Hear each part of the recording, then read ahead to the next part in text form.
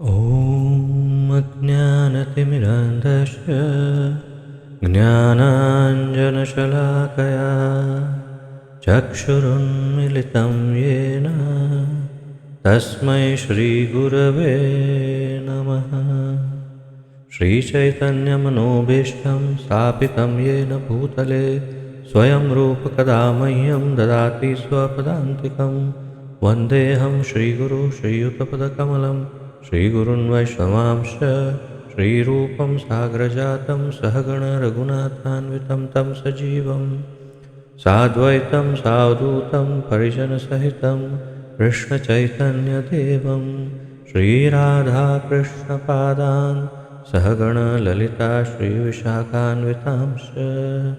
हे कृष्ण करुणा सिन्धु दीनबन्धो जगत्पते गोपेश गोपिकान्त राधाकान्त नमोऽस्तुते। तप्तकाञ्चन गौराङ्गी राधे वृन्दावनेश्वरी वृषभानुसुते देवी प्रणमामि हरिप्रिये। वाञ्छाकल्पतरुभ्यश्च कृपासिन्धुभ्य एव च पतितानां पावनेभ्यो वैष्णवेभ्यो नमो नमः। अनन्तकोटिवैष्णववृन्द की जय।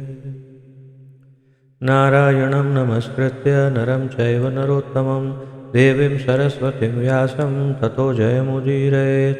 शृण्वतां स्वकथा कृष्ण पुण्यश्रवणकीर्तनः हृद्यन्तस्थो यभद्राणि विद्युनोति सुहृत्सतां। नष्टप्रायेषु अभद्रेषु नित्यं भागवतसेवया भगवति उत्तमश्लोके भक्तिर्भवति नैष्ठिकी।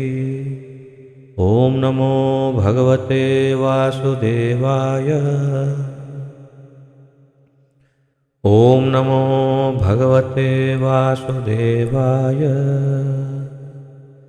ॐ नमो भगवते वासुदेवाय। नमः विष्णुपादाय कृष्णप्रेष्ठाय भूतले श्रीमते जयपताका स्वामिन् नामिने। नमो आचार्यपादाय निताय कृपाप्रदायने गौरकथाधामदाय नगरग्रामतारिणे। नमः विष्णुपादाय कृष्णप्रेष्ठाय भूतले श्रीमते भक्तिवेदान्तस्वामिन् नामिने। नमस्ते सारस्वते देवे गौरवाणी प्रचारिणे निर्विशेषशून्यवादी पाश्चात्यदेशकारिणे। जय श्री कृष्ण चैतन्य प्रभु नित्यानंद श्री अद्वैत गदाधर श्रीवासादि गौरभक्तवृंद। हरे कृष्ण कृष्ण कृष्ण हरे हरे हरे राम राम राम हरे हरे। हरे कृष्ण कृष्ण कृष्ण हरे हरे हरे राम राम राम हरे हरे। हरे कृष्ण कृष्ण कृष्ण हरे हरे हरे राम राम राम हरे हरे।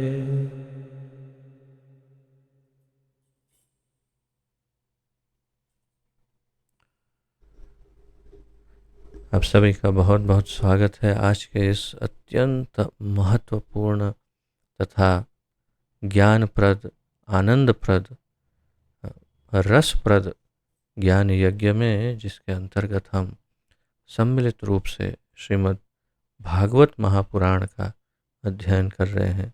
इसका आलेखन हमारे इस्कॉन के संस्थापक आचार्य श्री श्रीमद् अभय चरणारविंद भक्तिवेदांत स्वामी श्रील प्रभुपाद जी ने किया है।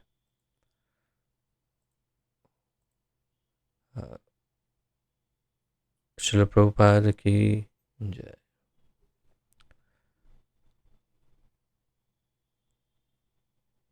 तो प्रथम स्कंद के तृतीय अध्याय के अंतिम चरण में हमने कल 40 और 41 ये 2 श्लोकों का अध्ययन किया और आज शायद थोड़ा समय अधिक भी हो, प्रयास करेंगे कि 42, 43 और 44 इन तीनों श्लोकों को लेकर आज का ये अध्याय, हम तीसरा अध्याय समाप्त करने का प्रयास करेंगे। इसमें बड़े महत्वपूर्ण श्लोक पर चर्चा होगी, जो 1.3.43वां श्लोक है। प्रारंभ पहले पुनरावर्तन से करते हैं, तत्पश्चात हम आगे का अध्ययन करते हैं। सभी स्क्रीन पर श्लोकों को पढ़ पा रहे हैं?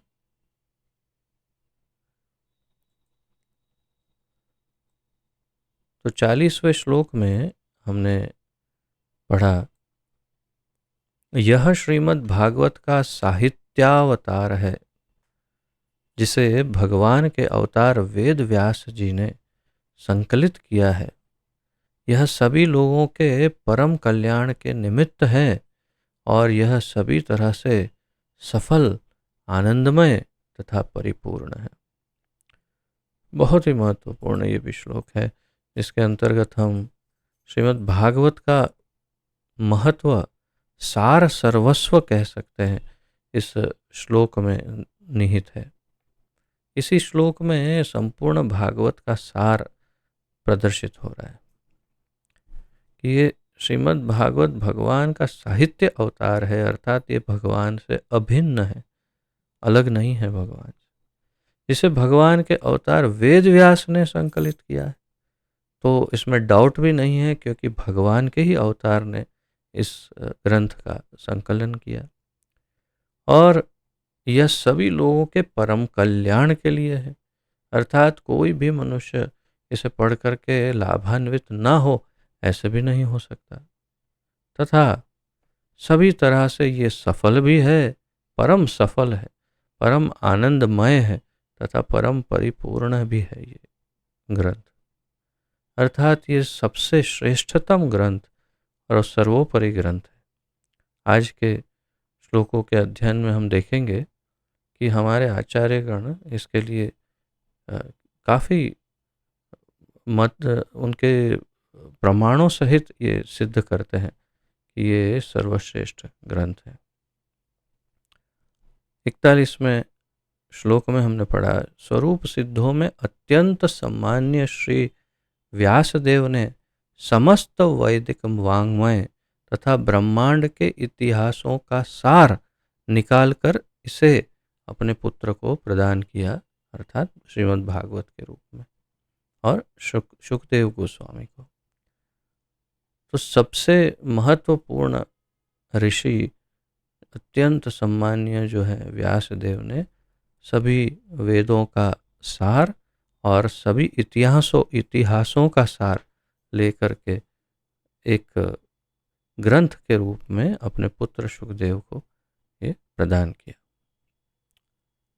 और अब आज का श्लोक 42वां, इसका उच्चारण तथा अध्ययन करते हैं।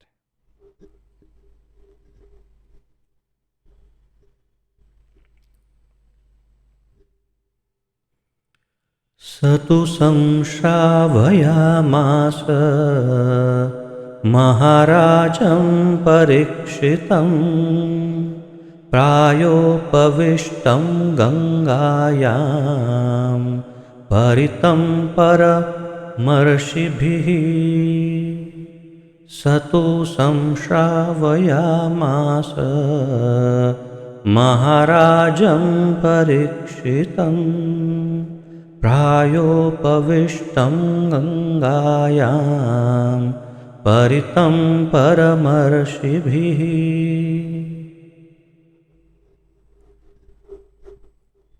स तु संश्रावयामास महाराजं परीक्षितं, प्रायोपविष्टं गंगायां परितं परमर्षिभिः। शब्दार्थ, सह व्यासदेव के पुत्र ने तू पुनः संश्रावयाम आस सुनाया, संश्रावयम और आस तो अर्थात कि उन्होंने सुनाया, जो वहाँ पर हैं उन सबको सुनाया, या तो जैसे हम आगे पढ़ेंगे, महाराजम राजा, परीक्षितम परीक्षित को, तो किसे सुनाया? परीक्षित राजा को, लेकिन साथ में और भी सब ऋषियां भी थे, जैसे यहाँ आगे बताएंगे। तो महाराजम परीक्षितम प्राय उपविष्टम। ये शब्द जो है प्राय उपविष्टम, तो उसका अर्थ प्रभुपाद जी देखिए क्या कर रहे हैं। प्राय उपविष्टम, अन्न जल रहित मृत्यु के लिए बैठे, अन्न जल रहित मृत्यु के लिए बैठे। श्री प्रभुपाद जी ने यह जो अनुवाद है वो सीधा आचार्यों से ही उन्होंने यहाँ पर आलेखित किया है। श्रील विश्वनाथ चक्रवर्ती ठाकुर समझाते हैं कि प्रायोपविष्टम का सीधा सीधा अर्थ होता है कि मृत्यु पर्यंत बैठक लगा करके वहां पर उपवास करके बैठ गए। श्रील विश्वनाथ चक्रवर्ती अनेक प्रमाणों सहित, मैं जब कहता हूँ बड़ा संक्षिप्त में वर्णन करता हूँ, जबकि आचार्यों ने तो कई श्लोकों के प्रमाणों सहित ये सब सिद्ध किया हुआ रहता है। तो हम इतनी डिटेल में नहीं जा रहे, परंतु अवश्य ही उपलब्ध है, आप कभी भी इन आचार्यों की टीकाओं को पढ़ ही सकते हैं अगर और अधिक गहराई में जाना हो तो श्रील विश्वनाथ चक्रवर्ती इतना ही कहते कि मृत्यु पर्यंत बैठना और उपवास करना उसे कहते हैं प्राय उपविष्टम।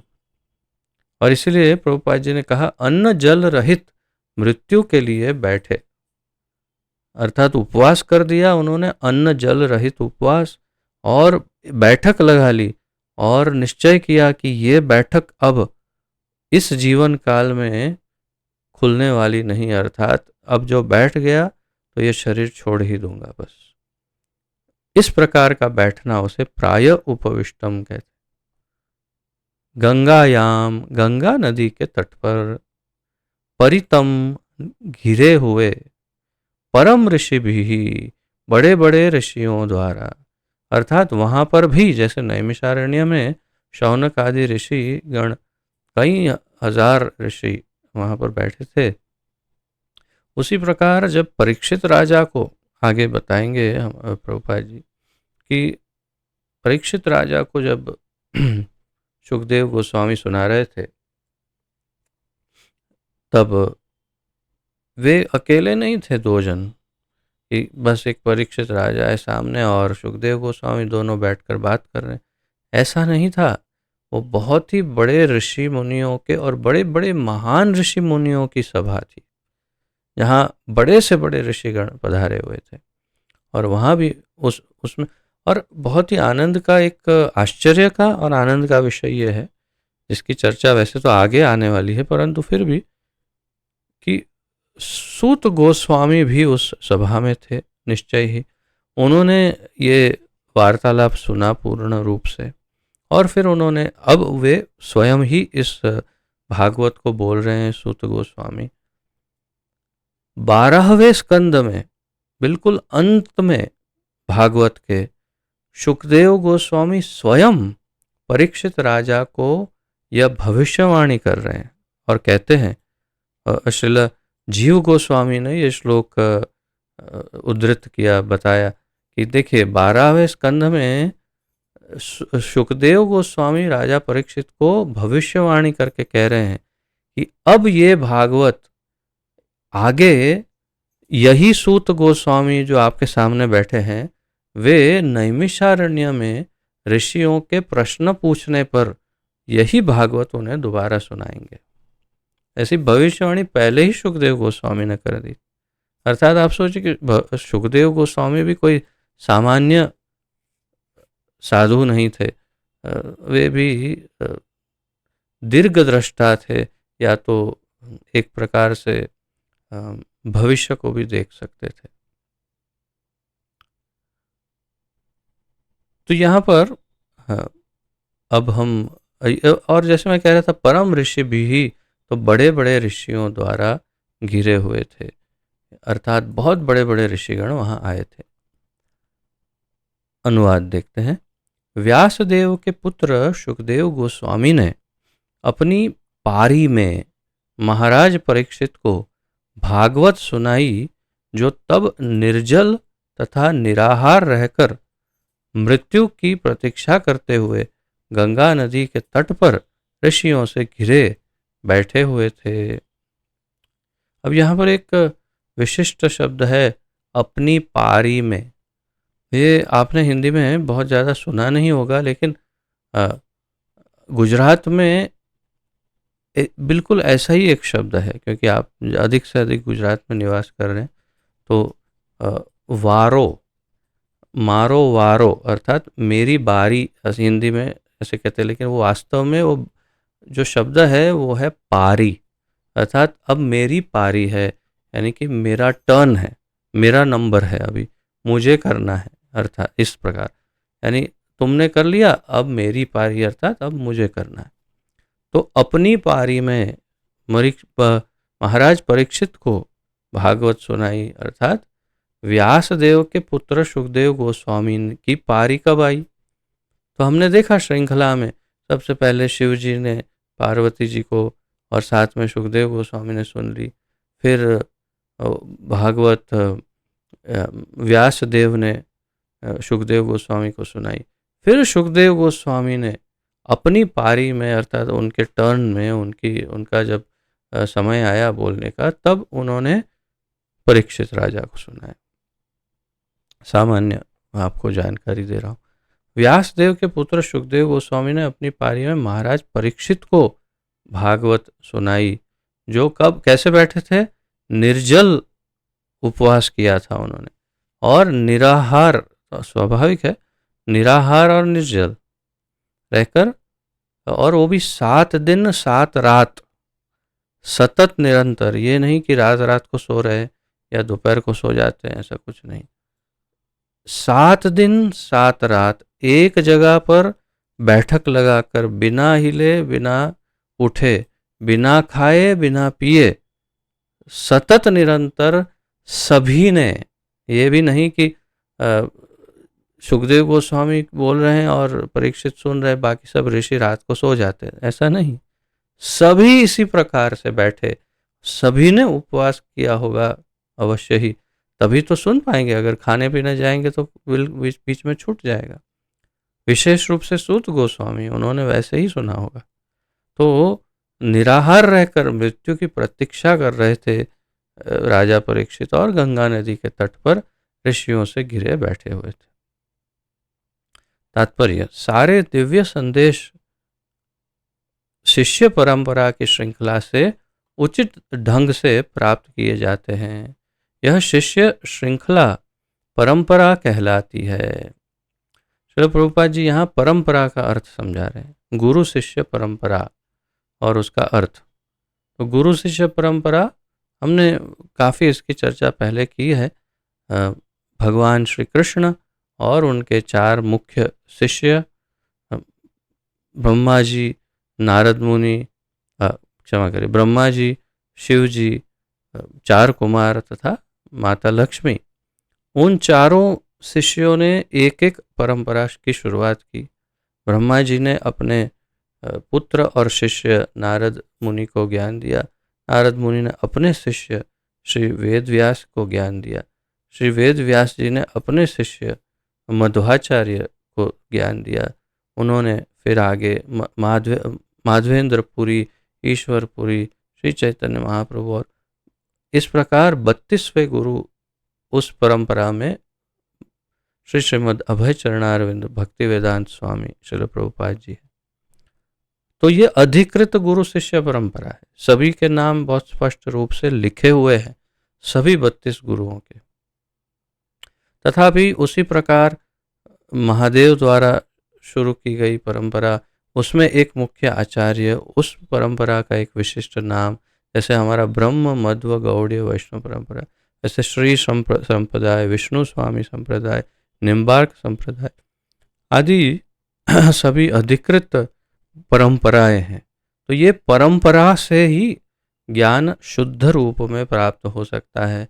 यदि कोई ज्ञान इन परंपराओं में से नहीं है तो निश्चित रूप से समझना चाहिए कि वो ज्ञान अधूरा, अपूर्ण और ये शायद अयोग्य भी हो सकता ही है, क्योंकि वो योग्य स्रोत से प्राप्त नहीं हुआ, भगवान से नहीं प्राप्त हुआ जो ज्ञान, वो ज्ञान शुद्ध हो या उचित हो ही नहीं सकता। तो ऐसा ज्ञान ग्रहण करने से नुकसान ही हो जाएगा, कोई फायदा नहीं होगा। इसीलिए परंपरा का बहुत महत्व है। तो सारे दिव्य संदेश शिष्य परंपरा की श्रृंखला से उचित ढंग से प्राप्त किए जाते हैं। यह शिष्य श्रृंखला परंपरा कहलाती है। जब तक भागवत को या अन्य किसी वैदिक ग्रंथ को परंपरा पद्धति से ग्रहण नहीं किया जाता, तब तक उसे प्रामाणिक नहीं माना जाता। तो ये बहुत महत्वपूर्ण बात है। अब विशेष रूप से हम इतने गहराई में कभी जाते नहीं आध्यात्मिक परंपराओं के ज्ञान में, परंतु वास्तव में अगर हम आध्यात्मिक जगत में और गहराई में जाएं तो कई अखाड़े हैं, कई शाखाएं हैं, बहुत सारे परंपराओं का बहुत बड़ा जमावड़ा है आध्यात्मिक जगत में। और उसमें कौन सी परंपरा अधिकृत मानी जाती है? जब तक भागवत को या अन्य किसी वैदिक ग्रंथ को परंपरा पद्धति से यदि ग्रहण नहीं किया जाए, तब तक उसे प्रामाणिक नहीं माना जाएगा। तो वो भागवत का ज्ञान या उस ग्रंथ का ज्ञान, वैदिक ग्रंथ का ज्ञान, उसे अधिकृत नहीं माना जाएगा, और बल्कि परंपरा में उस पर टीका लिखी हुई होनी चाहिए, तब वो परंपरा प्रमाणित है। और वैदिक अर्थात वेदांत सूत्र की बात करूँ, भागवत पर नहीं। और भागवत को यदि ग्रहण करना है तो योग्य परंपरा से, अन्यथा उसे प्रामाणिक नहीं माना जाएगा। तो व्यासदेव ने यह संदेश सुखदेव गोस्वामी को प्रदान किया और सुखदेव गोस्वामी से इसे सूत गोस्वामी ने प्राप्त किया। अतः भागवत का संदेश सूत गोस्वामी या उनके प्रतिनिधि से ही प्राप्त करना चाहिए, किसी अप्रासंगिक व्याख्याकार से नहीं। किसी ऐसे व्यक्ति से नहीं प्राप्त करना चाहिए इस भागवत के संदेश को कि जो प्रोफेशनल हो, जो कथा, जैसे कल हमने बहुत विस्तार से चर्चा की थी कि जो केवल धन उपार्जन के लिए, नामना के लिए, ख्याति या बड़े बड़े बंगलों बनाने के लिए, जैसे कल हम बता रहे थे, या फिर बस अपने अहंकार को पोषित करने के लिए, या यूँ समझिए कि किसी प्रकार से अपनी शक्ति का प्रदर्शन करने के लिए, आध्यात्मिक जगत में अपना झंडा गाड़ने के लिए, ऐसे ऐसे भागवत कथाकारों से ये सुन कर के कोई भी लाभ नहीं होगा। मुझे इससे स्मरण हो रहा है कि जैसे हमारी YouTube चैनल पर ये सब मैं अपलोड करता हूँ, तो किसी माता ने आज एक कमेंट लिखी भागवत के इस वीडियो को देखकर कि वे काफ़ी समय से बहुत गहराई से और वास्तविक अध्ययन भागवत का हो, ऐसा वे ढूंढ रही थी। तो उन्होंने जब देखा, वो तो चाह रही थी कि एक एक अध्याय का गहराई से अध्ययन हो, लेकिन जब उन्होंने देखा कि हम तो एक एक श्लोक का इतनी गहराई से अध्ययन कर रहे हैं, तो वो अत्यंत प्रसन्न हुई और वे बहुत सारी शुभकामनाएं हमें दे रही थी कि इतना गहराई से अध्ययन और इतना शुद्ध, जो ये सब प्रोफेशनल भागवत कथाकार कभी नहीं कर पाते, वैसा अध्ययन प्राप्त करके वे बड़ी प्रसन्न दिख रही थी। तो तात्पर्य यह है कि ऐसे व्याख्याकारों से, जैसे प्रभुपाद जी कह रहे हैं, अप्रासंगिक व्याख्याकार, उनसे सुनने से कोई फायदा नहीं होने वाला भागवत का। महाराज परीक्षित को अपनी मृत्यु की सूचना समय से प्राप्त हो गई थी, अतः उन्होंने अपना राज्य तथा परिवार छोड़ दिया और आमरण उपवास करते हुए वे गंगा के किनारे जा बैठे। उनकी राजसी स्थिति के कारण सारे ऋषि मुनि, चिंतक, योगी आदि वहां पहुंच गए। उन सबों ने उन्हें उनके तात्कालिक कर्तव्य के बारे में कई सुझाव दिए और अंत में यह तय हुआ कि वे सुखदेव गोस्वामी से भगवान कृष्ण के विषय में सुने। इस प्रकार उन्हें भागवत की कथा सुनाई गई। तो यहाँ पर संपूर्ण घटना का एक सारांश प्रस्तुत किया प्रभुपाद जी ने कि कैसे महाराज परीक्षित को श्राप प्राप्त हुआ कि उन्हें मृत्यु हो जाएगी 7 दिन में, और वे घर बार परिवार सबको का परित्याग करके तत्क्षण वे निकल पड़े। और उनकी सहायता के लिए सभी बड़े बड़े ऋषि मुनि चिंतक योगी आदि सब प्रकट हो गए, क्योंकि सबको पता चला कि ये तो संपूर्ण भारतवर्ष के राजा हैं और उनको ऐसे अवस्था में हमें सहायता देनी चाहिए। सब ने सुझाव दिया क्या करें, क्या करना चाहिए आपको अभी। तब जब सुखदेव गोस्वामी सभा में पधारे तो सभी ने तुरंत स्वीकार कर लिया कि आपको सुखदेव गोस्वामी ही सर्वोपरि ज्ञान दे सकते हैं, जिससे आप सर्वश्रेष्ठ गति को प्राप्त कर सकते हैं। और फिर यही तय हुआ कि सुखदेव गोस्वामियों ने भागवत सुनाएंगे। मायावादी दर्शन के उपदेशक तथा परब्रह्म के निर्गुण रूप के समर्थक श्रीपाद शंकराचार्य ने भी संस्तुति की है कि मनुष्य को भगवान श्री कृष्ण के चरण कमलों की शरण ग्रहण करनी चाहिए, क्योंकि वाद विवाद करने से किसी लाभ की आशा नहीं है। ये मैं इसलिए हाईलाइट कर रहा हूँ क्योंकि श्रीपाद शंकराचार्य के मत के विषय में यहाँ बहुत सुंदर ढंग से प्रभुपाद जी ने वर्णन किया। मायावादी दर्शन के उपदेशक, प्रथम उनका जो लक्षण या गुण कहिए तो मायावादी दर्शन के उपदेशक तथा परब्रह्म के निर्गुण रूप के समर्थक, अर्थात परब्रह्म निर्गुण है ऐसा प्रस्तुत करने वाले श्रीपाद शंकराचार्य ने भी, और यहाँ पर ये कह सकते हैं कि उनके अंत समय में उन्होंने संस्तुति की कि मनुष्य को भगवान श्री कृष्ण के चरण कमल की शरण ग्रहण करनी चाहिए। और क्यों? क्योंकि वाद विवाद करने से किसी लाभ की आशा नहीं है। तो उन्होंने बिल्कुल अंतिम समय में एक भजन की रचना की।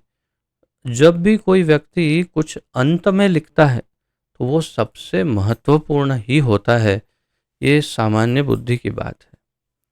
और उन्होंने अपने जीवन के बिल्कुल अंत में ये भजन लिखा और उसके शब्द देखिए। भज गोविंदम गोविंदम भज मूढ़मते संप्राप्ते सन्निहिते काले नहीं नहीं रक्षति डुक्रुण्य कर्णे। भज गोविंदम गोविंदम भज मूढ़मते। हे मूर्ख मनुष्य, हे मूढ़मति, हे मूर्ख बुद्धि वाले, जड़ बुद्धि वाले, तू गोविंद को भज, गोविंद को भज, भज तू गोविंद को भज। क्यों? संप्राप्ते सन्निहिते काले। जब तुम्हारा अंत समय आ जाएगा और जब ये शरीर छोड़ के जाना होगा तब नहीं नहीं रक्षति, रक्षा नहीं करेगा। क्या? डुक्रुण्य करणे, डुक्रुण्य करणे, ऐसा उसका उच्चारण अलग है। डुक्रुण्य करणे अर्थात जो संस्कृत में ग्रामर व्याकरण का बहुत ज्ञान प्राप्त कर लिया है, शास्त्रों का ज्ञान का ये सब बहुत सारा ज्ञान, वेदों का ज्ञान, बहुत सारा ज्ञान सब प्राप्त कर लिया है, तो ये सब जो ज्ञान तुमने प्राप्त किया है, जो वाद विवाद ये वो जो सब तुम्हारे पास जो ये सब ज्ञान है, ये सब ज्ञान तुम्हें अंत समय में काम नहीं लगेगा। क्या काम लगेगा? भज गोविंदम, गोविंद का नाम ही, भगवान गोविंद की भक्ति ही तुम्हारा तारण कर सकती है। और देखिए उनके शिष्यगण या तो उनके जो फॉलोअर हैं वे इस बात को समझ नहीं पाते।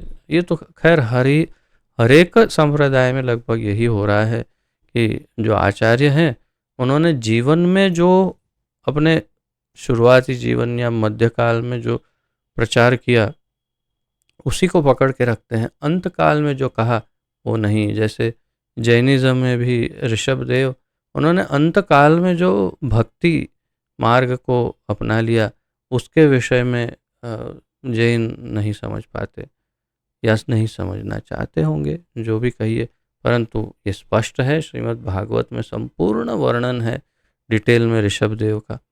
तथा यहाँ पर श्रीपाद शंकराचार्य, आदि शंकराचार्य जी, उनका वर्णन है कि उन्होंने अंतकाल में भज गोविंदम, ये तो मैं केवल पहला पद सुना है, ये तो बहुत ही लंबा भजन है, बहुत लंबा भजन है,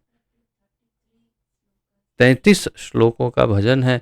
लेकिन परंतु इसमें एक और ऐसी मान्यता है कि श्रीपाद आदि शंकराचार्य जी ने उसमें से केवल आधे या कुछ ही 10-12 ऐसे ही कुछ पद उन्होंने लिखे थे, बाद में बाकी के पद उनके शिष्यों ने लिखे। ऐसी एक मान्यता है। परंतु यदि हम इसे स्वीकार करें तो 33 पदों का पूर्ण भजन लिखा है। सब में मुख्य सूत्र तो यही है, भज गोविंदम गोविंदम भज मूढ़मते। तो गोविंद को भज, ये उन्होंने अंत में कहा। और मायावाद के दर्शन के जो अन्य आचार्यगण होंगे अब के, वे इसे इतनी आसानी से स्वीकार नहीं कर रहे। तो ये दुर्भाग्य की बात है। खैर, परंतु प्रभुपाद जी कह रहे हैं कि उन्होंने भी कहा, जो वास्तव में मायावाद के प्राचार्य हैं और जो अद्वैतवाद के आचार्य हैं, वे भी कह रहे हैं भज गोविंदम। उन्होंने अप्रत्यक्ष रूप में यह स्वीकार किया कि वेदांत सूत्र की उन्होंने जो अलंकारमयी वैयाकरणिक व्याख्या की है, उससे मृत्यु के समय कोई सहायता मिल नहीं सकती। तो प्रभुपाद जी कह रहे हैं कि उन्होंने अप्रत्यक्ष रूप से ये स्वीकार किया। उन्होंने जीवन भर वैदिक व्याकरण और वेदांत सूत्र के भाष्य और ये सब इस प्रकार का सब उन्होंने लिखा, कहा, प्रचार किया। लेकिन उन्होंने ये इस पद को लिखकर, भज गोविंदम पद को लिखकर अप्रत्यक्ष रूप से ये स्वीकार किया, क्या कि वेदांत सूत्र की उन्होंने जो अलंकारमयी वैयाकरणिक व्याख्या यानी व्याकरणमय व्याख्या लिखी है, जिसे शारीरक भाष्य कहते हैं, उससे मृत्यु के समय कोई सहायता नहीं मिल सकती, उससे सहायता नहीं मिलेगी मृत्यु के समय में। ऐसा अप्रत्यक्ष रूप से लिखा, ऐसा श्रील प्रभुपाद जी का मत है। आसान मृत्यु के निर्णायक समय पर मनुष्य को गोविंद नाम का जप करना चाहिए, यही सभी बड़े बड़े आध्यात्मवादी का कहना है। बहुत काल पूर्व सुखदेव गोस्वामी ने इस सत्य का कथन किया कि अंत समय में मनुष्य को नारायण का स्मरण करना चाहिए। अंते नारायण स्मृति ही, ये सूत्र है। अंते नारायण स्मृति, अंत काल में नारायण की स्मृति होनी चाहिए, यही जीवन का सार है। तो आसान मृत्यु, क्षमा करिए, आसन्न मृत्यु के निर्णायक समय पर मनुष्य को गोविंद का नाम, जब मरणासन्न कहते हैं, अर्थात मृत्यु की शैया पर बैठे हैं और अब मृत्यु होने वाली है, तब अंत में गोविंद का नाम जपना चाहिए, उच्चारण करना चाहिए और स्मृति, उनकी स्मृति गोविंद की होनी चाहिए, या जो भी रूप भगवान का आपको प्रिय हो, नारायण या उनके जो भी अवतार हैं। तो यह सबसे बड़ी अध्यात्मवादियों का, ये बड़े बड़े सभी आध्यात्मवादियों को ये तो कहना है ही आचार्यों का, परंतु सुखदेव गोस्वामी ने भी इसको भागवत में उद्धृत किया, अंते नारायण स्मृति। यही समस्त आध्यात्मिक कार्यों का सार है। सभी आध्यात्मिक कार्यों का सार क्या है, इस प्रश्न का उत्तर इसमें है कि अंत में नारायण की स्मृति हो, वही जीवन की सफलता है। आध्यात्मिक जीवन की सफलता इसी में है कि अंत काल में भगवान की स्मृति हो। अंत काले च मामेव स्मरन् मुक्त्वा कलेवरम, यह प्रयाति स मद्भावम नास्ति याति यत्र संशयः। भगवान कहते हैं अर्जुन को कि अंतकाल में जो मेरा स्मरण करके कलेवर इस शरीर को त्याग करता है उसे मैं ही प्राप्त होता हूँ, उसमें कोई संशय नहीं है अर्जुन। तो अंते नारायण स्मृति ये सबसे महत्वपूर्ण सूत्र है, यही समस्त आध्यात्मिक कार्यों का सार है। इसी शाश्वत सत्य के पालन हेतु महाराज परीक्षित ने श्रीमद् भागवत सुना और सुयोग्य सुखदेव गोस्वामी ने उन्हें इसे सुनाया। तो इस शाश्वत सत्य कि अंत में भगवान की स्मृति होनी चाहिए, उसके लिए ही महाराज परीक्षित को श्रीमद् भागवत सुनाई सुखदेव गोस्वामी ने। और जैसे कि राजा परीक्षित बिल्कुल अंत में अगर हम देखेंगे, पढ़ेंगे, जब जब कभी पढ़ेंगे आगे बहुत ही जल्दी आ जाएगा उसका वर्णन, भले वो अंत है लेकिन पहले उसका वर्णन हो जाएगा। तो सुखदेव गोस्वामी ने जब कथा समाप्त की तो राजा परीक्षित ध्यान में बैठ गए, ठाकुर जी का, श्री कृष्ण का ध्यान करके। और बहुत स्पष्ट रूप से लिखा हुआ है कि तक्षक नाग आया और उसने अपना जहर जो है उन पर जब बरसाया तो उनके शरीर को उसका जहर और अग्नि, जो उसके मुख से अग्नि निकली, वो अग्नि और जहर उनके शरीर को स्पर्श करे, उससे पूर्व ही राजा परीक्षित ने देह को त्याग कर दिया था। अर्थात तक्षक ने केवल उनके देह को, निर्जीव देह को ही भस्मीभूत कर दिया, उससे पहले ही वे कृष्णमय हो चुके थे। कृष्ण का ध्यान करते हुए उन्होंने शरीर त्याग कर दिया था। तो ये है सिद्ध अवस्था। इसी के कारण, इसी के निमित्त, इसी कारण से श्रीमद् भागवत सुनाई सुखदेव गोस्वामी ने, यही करने के लिए, ताकि अंत में कृष्ण का स्मरण करते हुए शरीर छोड़ दे। भागवत संदेश के वक्ता तथा श्रोता दोनों ही एक ही माध्यम से मुक्ति पा गए। और भागवत संदेश के जो वक्ता तथा श्रोता दोनों ही एक ही माध्यम से मुक्ति पा गए, अर्थात दोनों ने ही मुक्ति प्राप्त कर ली। इसमें वास्तव में भागवत में एक कुछ अन्य आलेखनों में इसका महात्म्य लिखा हुआ है, और उस महात्म्य में गोकर्ण की कथा आती है वास्तव में। तो उसमें ऐसी ही कुछ कथा है कि जब हमने वो उसका, क्योंकि प्रभुपाद जी ने जैसे और पूर्ववर्ती आचार्यों ने जैसे लिखा है वैसा हमने पढ़ा है, तो उसमें वो नहीं है कथा, लेकिन आजकल की जो भागवत आ रही है उसमें वो कथा आती है। तो उसमें ऐसा ही है कि जब भागवत गोकर्ण जी सुनाते हैं तो उनका जो भाई होता है दुंदुभि, वो भूत प्रेत बन गया होता है और वो मुक्त हो जाता है, वैकुंठ से विमान आता है उसे ले जाता है। लेकिन वहाँ बैठे हुए जो लोग हैं वो नहीं जाते, और वो पूछते हैं कि हम क्यों नहीं गए। तो उन्होंने कहा कि आपने उतनी सावधानी से नहीं सुना, आपने उतनी एकाग्रता से बिल्कुल श्रद्धा और प्रेम से भागवत को नहीं सुना, इसीलिए आप मुक्त नहीं हुए। तो उन्होंने कहा नहीं, फिर सुनाइए। फिर उन्होंने सुनाई, फिर सभी के सभी एक साथ वैकुंठ चले गए। ऐसी कुछ कथा है। तात्पर्य यह है कि वक्ता भी उत्तम चेतना में, संपूर्ण शुद्धतम चेतना में, बिना कुछ भी प्राप्त करने की इच्छा के, बिना कुछ भी प्राप्त करने की इच्छा के जब बोले, और श्रोता बिल्कुल संपूर्ण श्रद्धा तथा समर्पण से जब सुने, प्रेम से, तब दोनों ही मुक्ति पा लेंगे, वो निश्चित है। अब आज का अत्यंत महत्वपूर्ण श्लोक, जिसकी चर्चा पहले हम सबसे पहले कर चुके थे, जो भागवत के सबसे पहले ही पृष्ठ पर था वो श्लोक, आज उसका अध्ययन करते हैं।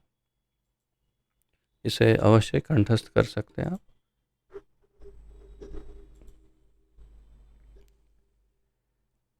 कृष्णे स्वधामोपगते धर्मज्ञानादिभिः सह कलौ नष्टदृशामेष पुराणार्को धुनोदितः। कृष्णे स्वधामोपगते धर्मज्ञानादिभिः सह कलौ नष्टदृशाम् एष पुराणार्को अधुनो उदितः। कृष्णे स्वधाम उपगते धर्मज्ञान आदिभिः सह कलौ नष्टदृशाम् एष पुराणार्क अधुना उदितः या अधुना उदितः। तो ये बड़ा महत्वपूर्ण श्लोक है। कृष्ण स्वधामो पगते, कृष्ण जब अपने धाम चले गए तो इसका वर्णन सभी आचार्यों ने बड़े विशिष्ट ढंग से किया है। श्रील विश्वनाथ चक्रवर्ती ठाकुर, क्षमा करिए, इसे बहुत ही अलग ढंग से प्रस्तुत करते हैं। श्री विश्वनाथ चक्रवर्ती ठाकुर श्री कृष्ण लीला में किस प्रकार कृष्ण मथुरा में प्रकट हुए, फिर वृंदावन ब्रज में उनकी लीलाएं हुई, फिर द्वारका चले गए, मथुरा वापस गए, फिर द्वारका गए और द्वारका से प्रभास, जो प्रभास पाटन या जो कहते हैं, जहाँ से उन्होंने अपनी लीला को समाप्त किया, तो वहाँ तक की यात्रा की बात करते हैं श्री विश्वनाथ चक्रवर्ती ठाकुर और कहते हैं फिर वहाँ से वे अपने धाम चले गए। तो कृष्ण यहाँ से वहाँ गए, वहाँ से वहाँ गए, वहाँ से प्रभास गए, प्रभास से अपने घर चले गए, अर्थात अपने धाम चले गए। तो उस तरह से प्रस्तुत करते हैं विश्वनाथ चक्रवर्ती ठाकुर। अलग अलग आचार्यों ने अलग अलग ढंग से प्रस्तुत किया। तो श्रील प्रभुपाद जी इन सभी का सार कैसे प्रस्तुत करते हैं, आइए देखते हैं। पहले शब्दार्थ।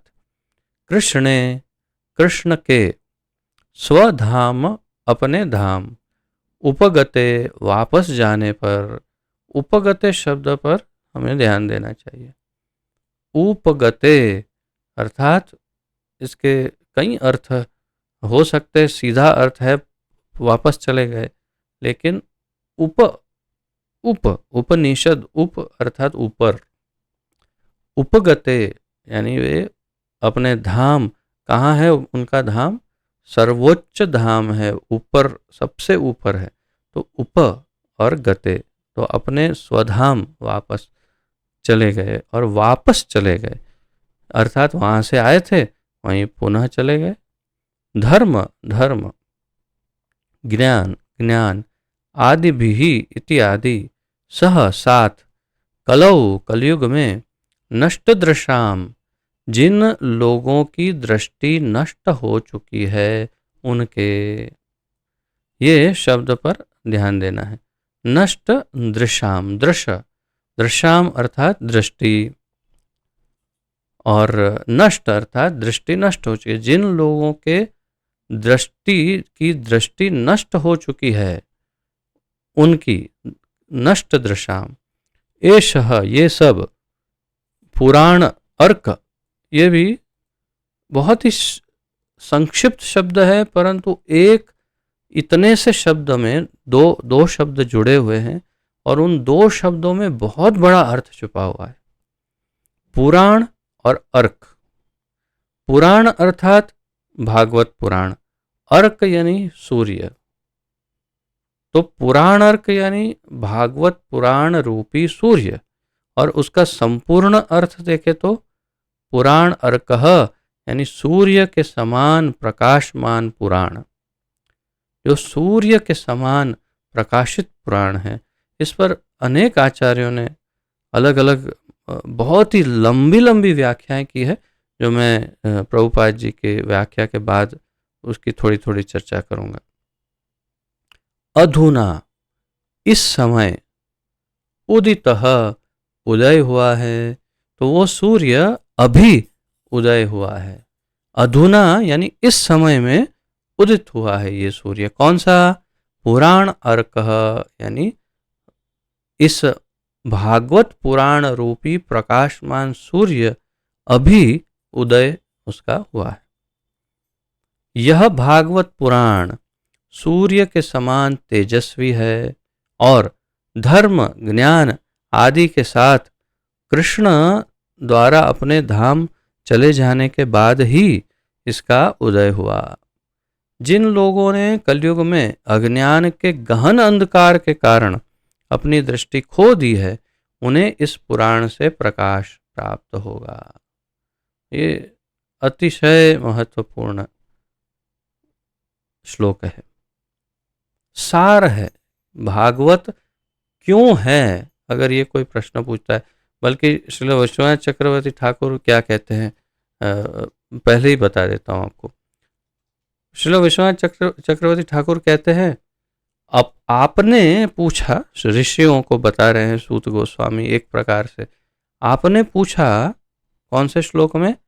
प्रथम स्कंद के प्रथम अध्याय के 23वें श्लोक में आपने पूछा, 1.1.23 में आपने पूछा, क्या पूछा?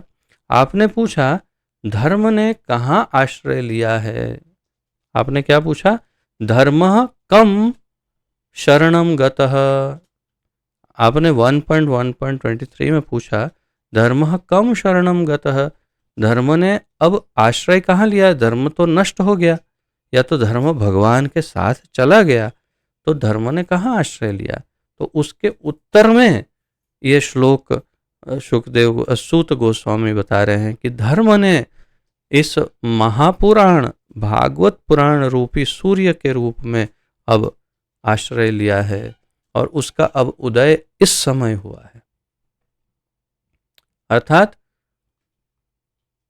धर्म ज्ञान आदि भी तो कृष्णे स्वधामोपगते धर्म ज्ञान आदि भी सह, अर्थात कृष्ण धर्म और ज्ञान को लेकर के अपने धाम चले गए। कृष्ण जब गए तो धर्म और ज्ञान साथ में लेकर चले गए। उसका अर्थ क्या हुआ कि धरती पर से धर्म और ज्ञान सब हिल गया, नष्ट हो गया। आगे हम भागवत में पढ़ेंगे किस प्रकार अर्जुन की कैसी दशा हो जाती है, कैसे कैसे जैसे भगवान अपनी लीला की समाप्ति कर देते हैं यहाँ से, तो संपूर्ण धरती पर कैसे कैसे विचित्र चिन्ह उत्पन्न होते हैं। राजा युधिष्ठिर को कैसे कैसे बुरे बुरे लक्षण दिखाई देते हैं प्रकृति में, ये सब वर्णन आएगा आगे। तो इससे स्पष्ट हो जाता है कि धर्म और ज्ञान के साथ भगवान चले गए। तो यह भागवत पुराण सूर्य के समान तेजस्वी है और धर्म ज्ञान आदि के साथ कृष्ण द्वारा अपने धाम चले जाने के बाद ही इसका उदय हुआ है। कृष्ण गए ऊपर और पुराण आया नीचे, बस सीधा हिसाब है। कृष्ण ऊपर पुराण नीचे, अर्थात एक प्रकार से कृष्ण के पास जो कुछ था, विशेष रूप से धर्म और ज्ञान, ये दोनों लेकर वापस पुराण आ गया। कौन सा? यही श्रीमद् भागवत महापुराण। और सूर्य की तरह उदय हुआ है। आगे हमारे आचार्य बताते हैं कि ये सूर्य, खैर उसकी चर्चा उसी समय करेंगे, लेकिन संक्षिप्त कहूँ तो, इसका वर्णन करूँ तो आचार्यगण कहते हैं कि ये सूर्य है, ये ग्रंथ और अन्य सारे जितने भी शास्त्र हैं वो दीपक है। श्रील जीव गोस्वामी बताते, श्रील जीव गोस्वामी कहेंगे, आगे हम पढ़ेंगे, सारे के सारे जो ग्रंथ हैं, सारे शास्त्र वो दीपक के समान है, दिए के समान, और ये सूर्य के समान। अब सूर्य के सामने अन्य शास्त्रों का, दीपकों का क्या तेज है? कुछ भी नहीं। तो जिन लोगों ने कलयुग में अज्ञान के गहन अंधकार के कारण अपनी दृष्टि खो दी है, अर्थात आध्यात्मिक दृष्टि खो दी है, अपने आप को भूल गए हैं, कौन है, शरीर हूँ करते हैं, उन्हें इस पुराण से प्रकाश प्राप्त होगा और उनका उद्धार हो जाएगा। क्या क्या उन्हें प्राप्त होने वाला है वो सब हमारे गोस्वामी बताते हैं, वो सब हम आगे पढ़ेंगे। श्रील प्रभुपाद जी का तात्पर्य पहले पढ़ते हैं। भगवान श्री कृष्ण का अपना शाश्वत धाम है, जहाँ वे अपने पार्षदों तथा साज सामग्री तथा नित्य भोग के साथ नित्य भोग करते हैं।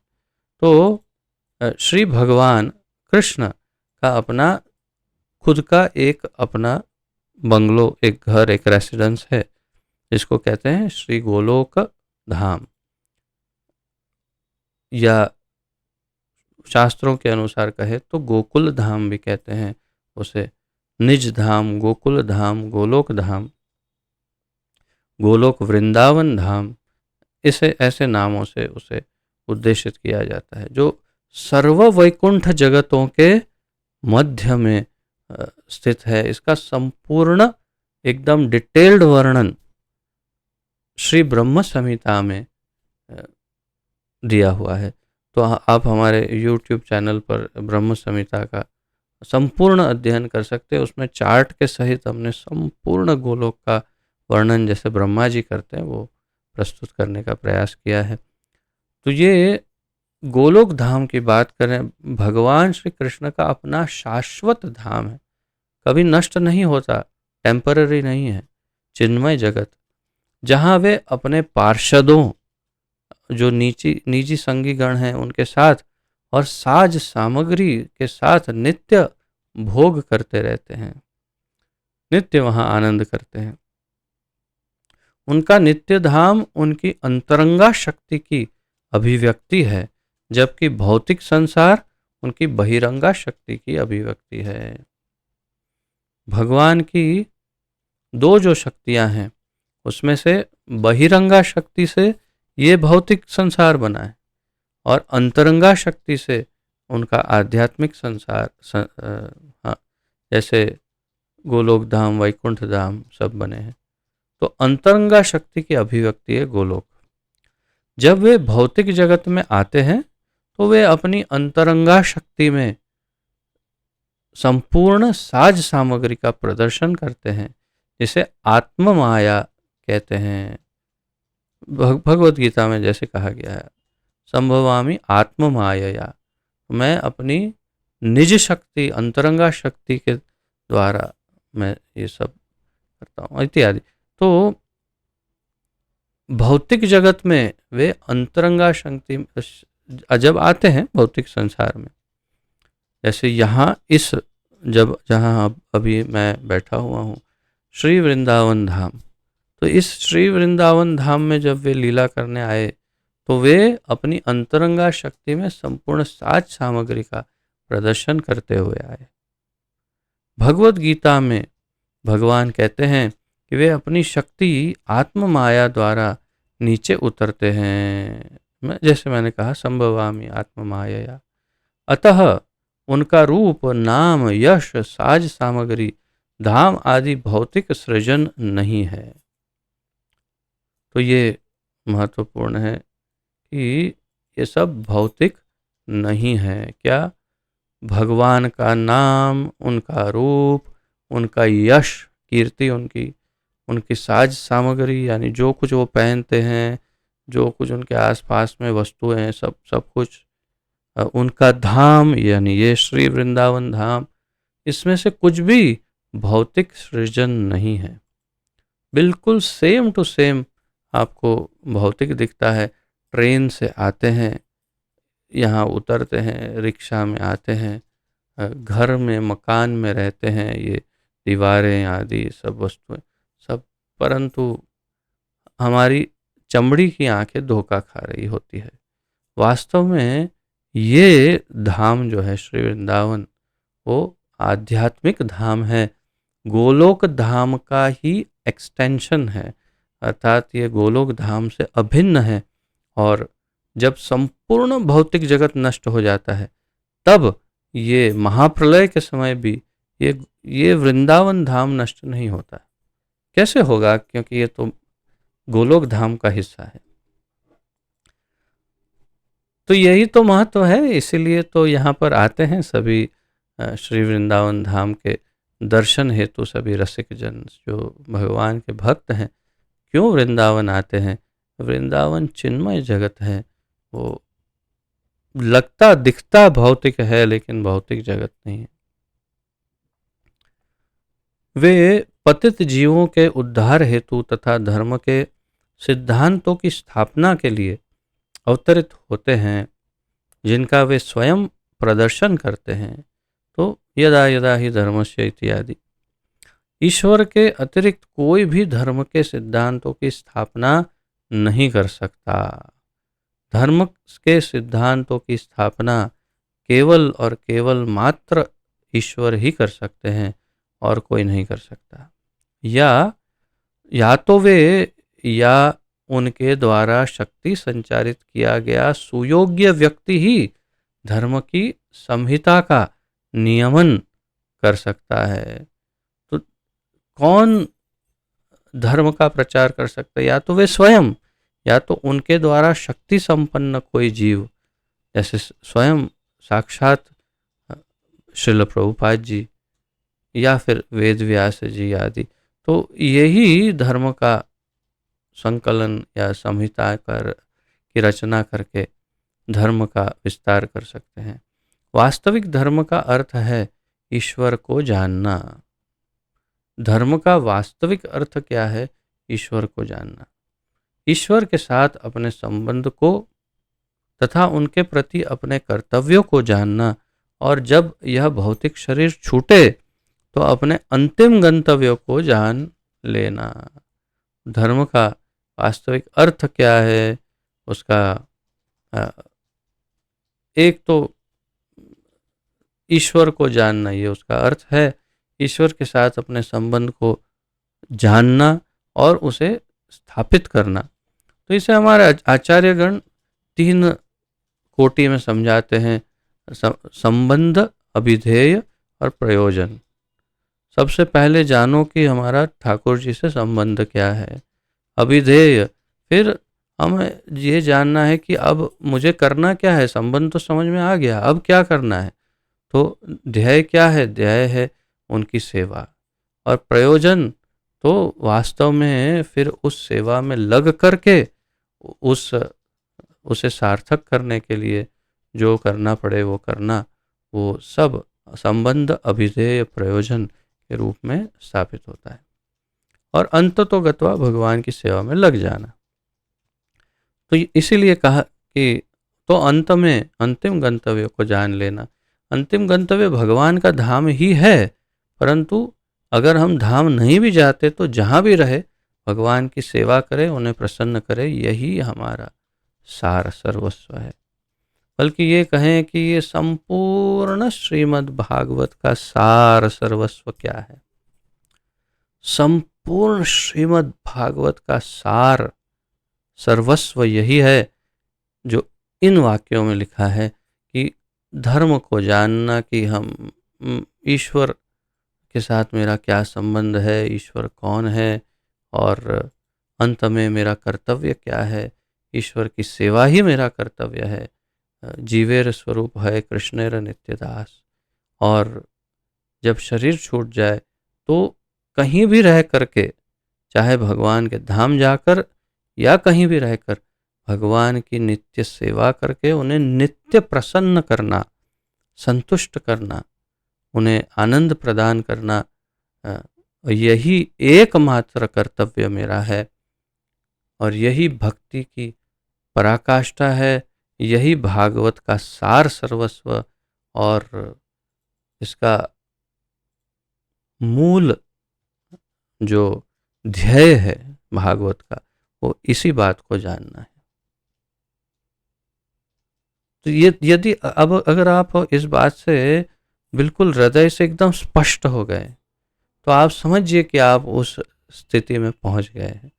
बस अब आपको इसे मेंटेन करना है, उसके लिए बाकी सब करते रहना है। परंतु अंतिम ध्येय यही है, ये जान लिया कि मुझे, और ये निश्चय कर लिया कि हाँ बस अब मुझे किसी भी अवस्था में भगवान को प्रसन्न करना है, तो समझ लेना चाहिए कि हमने आध्यात्मिक जीवन की सर्वोच्च स्थिति को प्राप्त कर लिया है। तो इस पर चिंतन अवश्य करिएगा, इस पर मनन करिए, ध्यान करिए इस बात पर कि क्या मेरे हृदय में ये बात अब स्पष्ट है?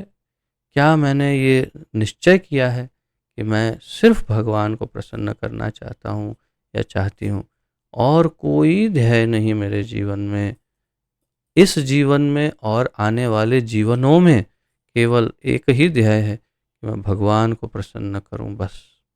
अगर ये हो जाएगा तो आप समझिए कि आप स्वयं भी संपूर्ण रूप से सेफ हैं और हमेशा आनंद में रहेंगे, तथा आपका जीवन सिद्ध हो गया, और ये कह सकते हैं कि आप सफल हो गए और आपका ध्येय आपको प्राप्त हो गया। तो इस पर ध्यान करिएगा अवश्य। माया के पाश में बंधे बद्ध जीव बड़ी मुश्किल से जीवन के इन सिद्धांतों को जान पाते हैं। अब आप सोचिए अन्य लोगों के विषय में, यदि ये बात आप बाहरी दुनिया के लोगों को बताने जाएंगे, असंभव जैसा लगता है, बल्कि ऐसा प्रतिकार करेंगे, पर क्या आप पागल हो जैसी बात करते हो? तुम्हारा लगता है तुम्हें किसी पागल खाने में भर्ती करना चाहिए, साइकियाट्रिस्ट को दिखाना चाहिए, कुछ ट्रीटमेंट ले लो। कैसी बहकी बहकी बातें कर रहे हो? क्या भगवान की सेवा, भगवान की सेवा? अरे ये सब बुढ़ापे में जो किसी का शरीर नहीं चलते तब ये सब सोचते हैं लोग। क्या बोल रहे हो तुम, ये वो? अभी तो बहुत मेहनत करो, बहुत धन कमाओ और ये करो वो करो। बस माया के पाश में बंधे हुए जीव, बद्ध जीव बड़ी मुश्किल से जीवन के इन सिद्धांतों को जान पाते हैं। ये तो विडंबना है, यही तो कठिनाई है।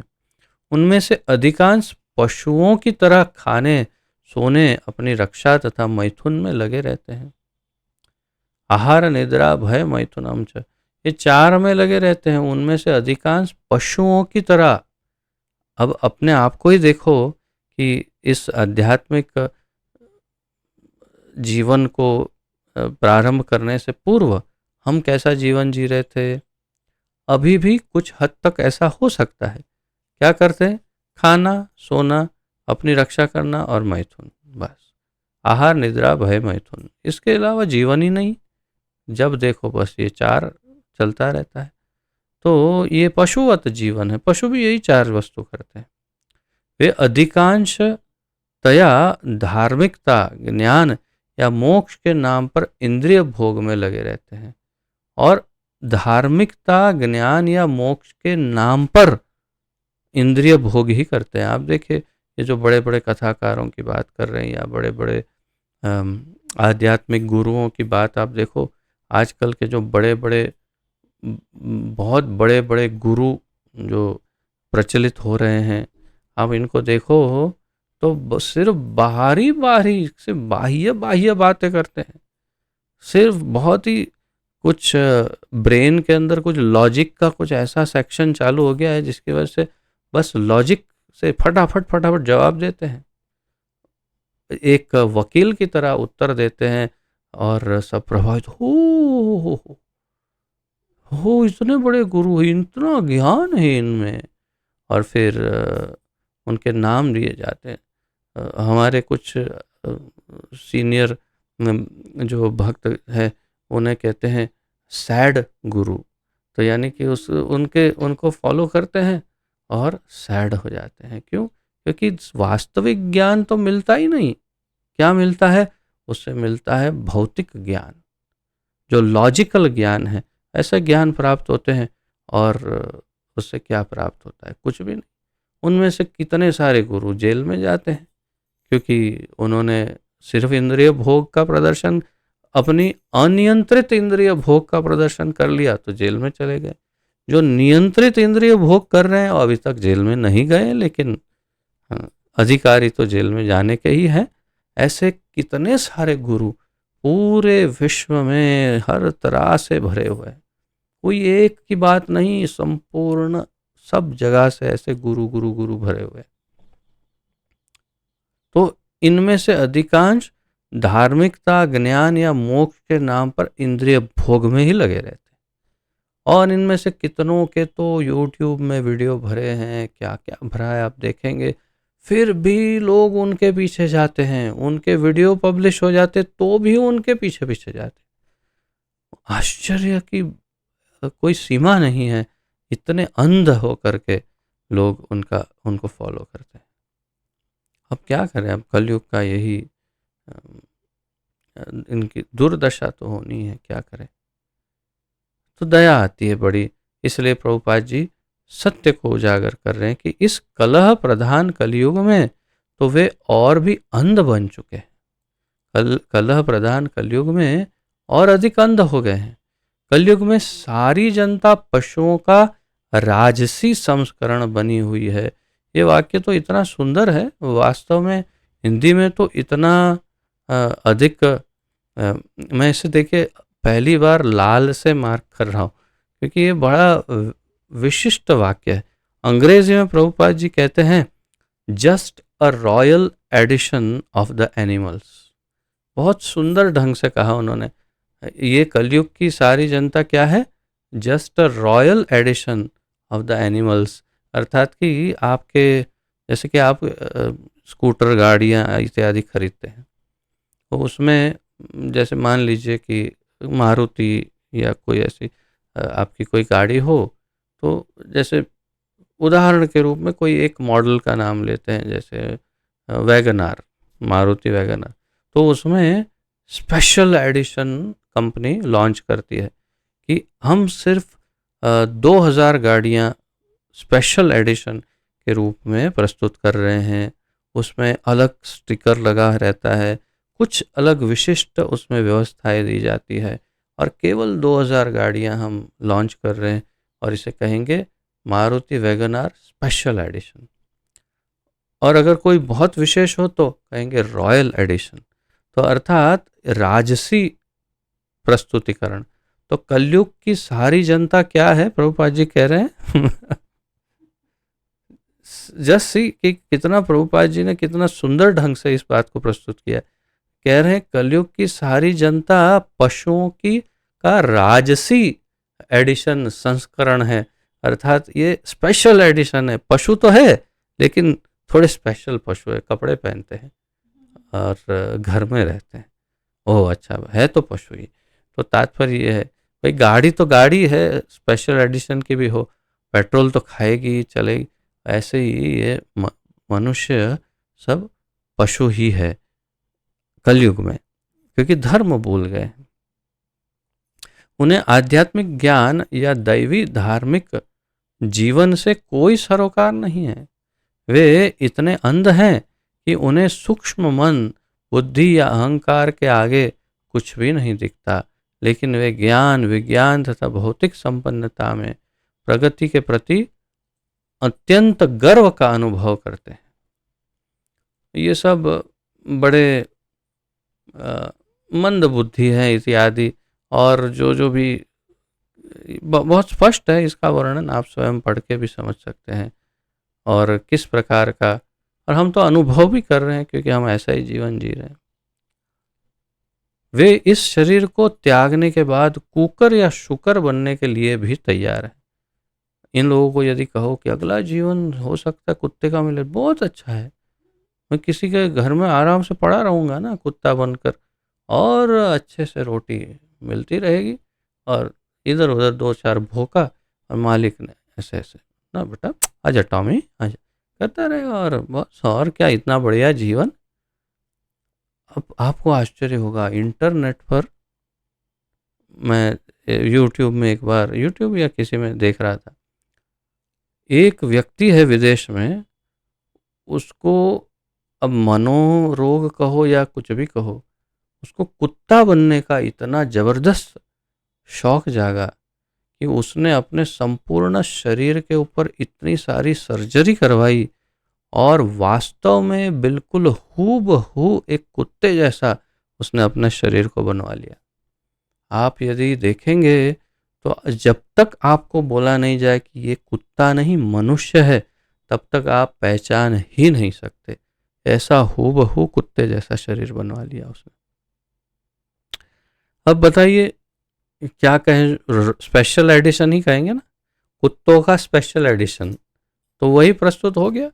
तो वे कुत्ते बनने के लिए तैयार है, शुकर कुकर कुछ भी बनने के लिए तैयार है, उन्हें कोई प्रॉब्लम नहीं है, क्योंकि उन्होंने जीवन के चरम लक्ष्य को दृष्टि से ओझल कर रखा है। वैसे एग्जैक्टली सेम वन, यस वही है, यही है। क्या टाइप किया आपने गूगल में? A man who became dog, इतना आप गूगल में टाइप करिए और गूगल इमेजेस, तो तुरंत आपके सामने वो इमेजेस आ जाएगी और पूरा भरा हुआ मिलेगा आपको गूगल में इमेजेस से, कि व्यक्ति जो कुत्ता बन गया तो उसका पूरा अब पहचान नहीं पाएंगे। यही है कि क्योंकि उन्होंने जीवन के चरम लक्ष्य को दृष्टि से ओझल कर रखा है, जो जीवन का चरम लक्ष्य है वो भूल गए हैं सब। भगवान श्री कृष्ण कलयुग का प्रारंभ होने से कुछ काल पूर्व हमारे समक्ष प्रकट हुए थे और कलयुग के प्रारंभ होते ही वे अपने दिव्य धाम को वापस चले गए। जब तक वे उपस्थित थे उन्होंने अपने कार्यकलापों से सब कुछ कर दिखलाया। उन्होंने विशेष रूप से भगवत गीता का प्रवचन किया और धर्म के सारे बनावटी नियमों का निर्मूलन किया। तो भगवान श्री कृष्ण की यहाँ पर संक्षिप्त जीवनी प्रस्तुत कर रहे हैं प्रभुपाद जी। कह रहे हैं कि वे कलयुग के प्रारंभ में आए, कलयुग के थोड़े समय पूर्व आए, कलयुग के प्रारंभ होते फिर अपने धाम वापस चले गए और भगवत गीता प्रदान की इत्यादि। इस भौतिक जगत से अपने प्रयाण के पूर्व उन्होंने श्री नारद के माध्यम से श्री व्यास देव को श्रीमद् भागवत का संदेश संकलित करने का अधिकार प्रदान किया। तो भगवान श्री कृष्ण ने नारद मुनि के द्वारा व्यास देव के माध्यम से श्रीमद् भागवत का संदेश संकलित करने का उन्होंने अधिकार प्रदान किया। तो ये भगवान श्री कृष्ण ने ही इस अधिकार को दिया है, इस बात को हमें ध्यान में रखना चाहिए। इसे मैं वास्तव में डबल मार्क करूँगा ताकि ये पॉइंट छूट नहीं जाए कि ये भागवत का अधिकार किसने, भगवान ने अपने जीते जी, अर्थात कि ये शब्द तो उनको फिट ही नहीं होता, परंतु जब वे शरीर में प्रकट थे यहाँ प्रकट लीला के दौरान, अपनी प्रकट लीला के दौरान उन्होंने ये कार्य कर लिया। नारद मुनि को कहा कि अब आप व्यासदेव को ये महाग्रंथ श्रीमद् भागवत की रचना करने के लिए कहिएगा। और भगवान के कहने पर नारद मुनि ने वेद व्यास जी को अनुरोध किया और उन्होंने इस महाग्रंथ की रचना की। इस प्रकार भगवत गीता तथा भागवत, श्रीमद् भागवत, ये दोनों ग्रंथ इस युग के अंधे लोगों के लिए प्रकाश स्तंभ की भांति हैं। तो इस प्रकार इस युग के अंधे लोगों के लिए प्रकाश स्तंभ की भांति है श्रीमद् भगवद गीता तथा श्रीमद् भागवत। दूसरे शब्दों में, यदि इस कलयुग के लोग जीवन के वास्तविक आलोक को देखना चाहते हैं तो उन्हें इन दोनों ग्रंथों की शरण लेनी चाहिए। ये बहुत ही विशिष्ट वाक्य है कि अगर कोई आध्यात्मिक जगत को देखना चाहता है तो उसे पहले भगवत गीता और भागवत पढ़नी पड़ेगी, तो वो सब देख पाएगा। इससे क्या होगा, देखिए, उसका जीवन लक्ष्य पूरा हो सकेगा। भगवत गीता भागवत का प्रारंभिक अध्ययन है और फिर कह रहे हैं भगवत गीता जो है वो भागवत का प्रारंभिक अध्ययन है। श्रीमद् भागवत तो जीवन का आश्रय तत्व है, साक्षात भगवान श्री कृष्ण है। अब आप देखिए, इसे हम इस विषय में हमारे आचार्य बहुत कुछ लिखते हैं, बहुत सारा, बहुत कुछ। मैं 2 दिन तक लेक्चर दे सकता हूँ इस पर, इतना सारा लिखा है सभी आचार्यों और इतने श्लोकों द्वारा समझाया। श्रीमद् भागवत तो जीवन का आश्रय तत्व साक्षात भगवान श्री कृष्ण हैं। तो श्रीमद् भागवत और भगवान श्री कृष्ण दोनों एक ही है। अतएव हमें चाहिए कि श्रीमद् भागवत को भगवान श्री कृष्ण का प्रत्यक्ष प्रतिनिधित्व करता हुआ माने। जो श्रीमद् भागवत को देख सकता है वह साक्षात श्री कृष्ण को देख सकता है, वे अभिन्न हैं। संपूर्ण रूप से ये बहुत ही बहुत ही बहुत ही महत्वपूर्ण ये सब बात है, ये सबसे अधिक महत्वपूर्ण। तो फिर से अतएव हमें चाहिए कि श्रीमद् भागवत को भगवान श्री कृष्ण का प्रत्यक्ष प्रतिनिधित्व करता हुआ माने। प्रतिनिधि किसे कहते हैं कि आज मैं कहीं जा रहा हूँ लेकिन जा नहीं पाया, तो मैं मेरी पत्नी को भेजूंगा, अरे तुम चली जाओ वहाँ पर जरा और जाके आ जाना जरा। और वहाँ पूछेंगे अरे प्रभु जी नहीं है, ओ नहीं वो कुछ व्यस्त है, मैं आ गई उनकी तरफ से, आइए आइए कोई बात नहीं आप आ गए। उससे कहते हैं प्रतिनिधि। अब दोनों एक ही है, दोनों में कोई ज़्यादा अंतर नहीं है। तो इसी प्रकार भगवान श्री कृष्ण साक्षात नहीं है यहाँ प्रत्यक्ष, तो कोई बात नहीं, श्रीमद् भागवत आपके साथ है, श्रीमद् भागवत साक्षात श्री कृष्ण ही है। और जो श्रीमद् भागवत को देख सकता है वह साक्षात श्री कृष्ण को देख सकता है, वे अभिन्न है, प्रभुपाद जी का कहना। अब इससे अधिक क्या और कहें भागवत के विषय में। इतना पढ़ने पर यदि किसी को श्रीमद् भागवत पर अगर श्रद्धा न हो तो वो महापरम उत्तम मूर्ख शिरोमणि नहीं तो और क्या है। मूर्ख शिरोमणि अर्थात सभी मूर्खों के सरताज की तरह है वो, जो भागवत पर इतना सुनने पर भी उन्हें अगर श्रद्धा न बैठे तो। अब हमारे आचार्यों का मत देखते हैं इस पर जितना जल्दी से हो सके। तो श्रील जीव गोस्वामी बताते हैं श्रीमद् भागवत की अन्य ग्रंथों से तुलना नहीं की जा सकती, क्योंकि यह कृष्ण का अन्य रूप ही है। श्रीमद् भागवत कृष्ण का अन्य रूप ही है, श्रील जीव गोस्वामी कहते हैं।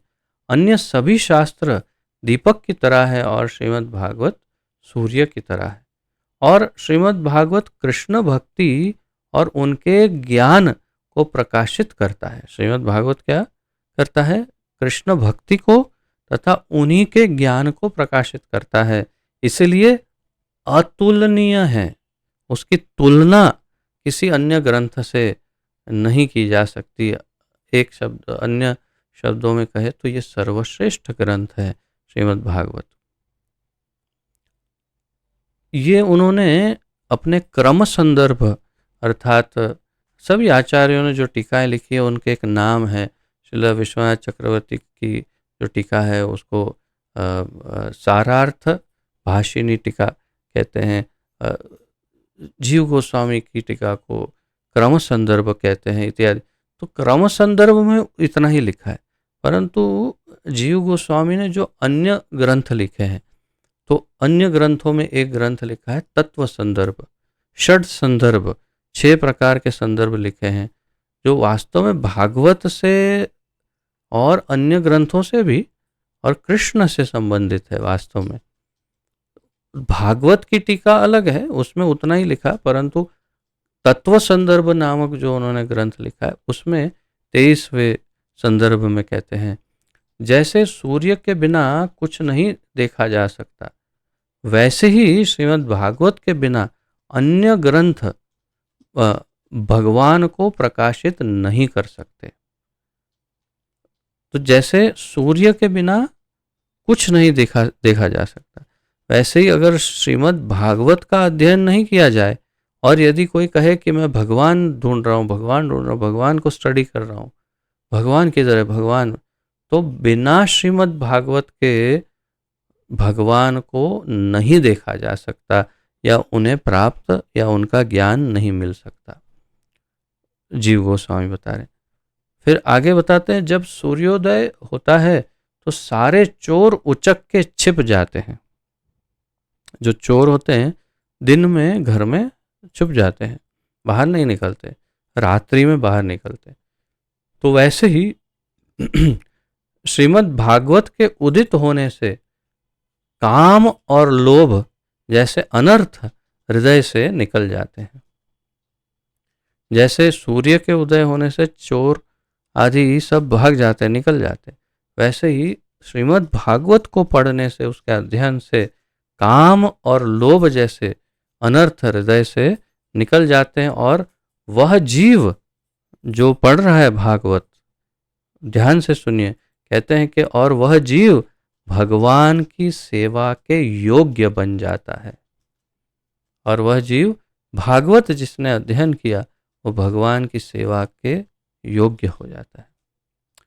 फिर तत्व संदर्भ 26वें संदर्भ में बताते हैं, चूंकि श्रीमद् भागवत कृष्ण से भिन्न नहीं है, या कृष्ण से अभिन्न है, या अर्थात कृष्ण में और भागवत में अंतर नहीं है, इसीलिए यह सभी शुभ गुणों का भंडार भी है। भागवत सभी शुभ गुणों का भंडार। जब श्री कृष्ण प्रकट हुए तो उन्होंने राक्षसी प्रकृति की कई शक्तिशाली दुष्टों को मार डाला और अपने संत भक्तों या अपने भक्तों को की रक्षा की। उसी प्रकार भागवत पुराण हृदय से भौतिक अधर्मी इच्छाओं को उखाड़ फेंकता है और अपने अमृतमय आख्यान के माध्यम से भगवान के प्रति भक्ति पैदा करता है। तो ये भागवत का विशेष लक्षण है कि जैसे भगवान ने राक्षसों का अंत कर दिया, वैसे भागवत पुराण जब पढ़ेंगे तो हमारे हृदय से जितने राक्षस हैं वो उनका नाश हो जाएगा। अन्य और भक्ति भी प्रदान करेगा, भक्ति मिलेगी, कृष्ण भक्ति। अन्य धर्म ग्रंथ पारंपरिक नैतिकता, द्वैतवादी या परिणाम उन्मुख धार्मिकता, अयोग्य ब्रह्म में विलय के रूप में मुक्ति या योग पर ध्यान केंद्रित करते हैं, और वे ईश्वर के प्रेम के पारलौकिक मार्ग के बारे में कुछ कभी भी कह नहीं सकते। हाँ हाँ, और उसके बारे में कुछ कह भी सकते हैं और नहीं भी कह सकते। अर्थात अन्य जो जितने भी धार्मिक मार्ग या सांप्रदायिक मार्ग हैं उन सब का सार लिया है कि अन्य सब ये कहते हैं, ये नहीं कहते, और कुछ थोड़ा कहते, कुछ थोड़ा नहीं कह पाते, ये वो। और कभी मोक्ष के बारे में, कभी कैवल्य आनंद के विषय में, कभी शून्यवाद, कभी मायावाद, कभी ये, कभी ऐसी ऐसी बातें करते हैं। लेकिन भागवत कूड़े की तरह सभी प्रकार के घटिया स्वार्थ से प्रेरित या धार्मिक आग्रह की आशंकिक अभिव्यक्तियों को बाहर निकाल देता है। श्रील जीव गोस्वामी पाद बता रहे हैं, सब घटिया विचारों को फेंक देता है और शुद्ध हृदय करके शुद्ध कृष्ण प्रेम और भक्ति स्थापित कर देता है भागवत हृदय में। इसके पन्नों में केवल निरपेक्ष वास्तविकता के चित्रण और स्पष्टीकरण को ही जगह मिलती है। अर्थात वास्तविक आध्यात्मिक ज्ञान, वास्तविक भगवत ज्ञान कि भगवान कौन है, क्या है, वो सब श्रीमद् भागवत में ही प्राप्त हो सकता है, अन्य कहीं नहीं मिल सकता। ये सब श्रील जीव गोस्वामी पाद अपने तत्व संदर्भ में लिखते हैं इत्यादि। तो इस प्रकार यहाँ पर, और जैसा मैंने कहा, इस श्लोक भी ले लेते हैं इसे, इसमें अधिक बहुत कुछ है नहीं, केवल अनुवाद और तात्पर्य। और इस प्रकार हम तीसरे अध्याय को आज पूर्ण करेंगे।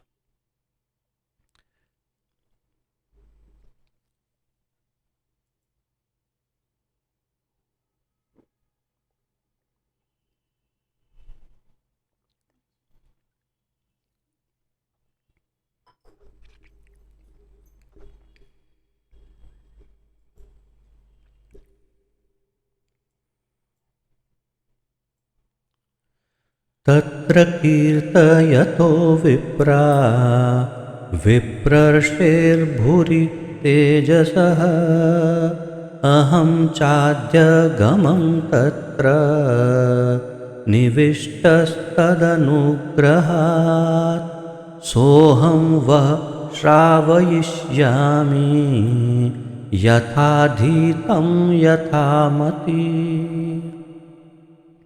तत्र कीर्तयतो विप्रा विप्रर्षेर्भुरि तेजसः अहं चाद्यगमं तत्र निविष्टस्तदनुग्रहात् सोऽहं वः श्रावयिष्यामि यथाधीतं यथामति। श्रील सूत गोस्वामी बता रहे हैं। आगे बढ़ने से पहले मैं आपको बताऊं कि श्रील वल्लभाचार्य इस पर अपनी टीका में लिखते हैं कि इस श्लोक के द्वारा हमें सूत गोस्वामी की विनम्रता का परिचय प्राप्त होता है। श्रील सूत गोस्वामी कितने विनम्र हैं उसका प्रदर्शन इस श्लोक में हुआ है।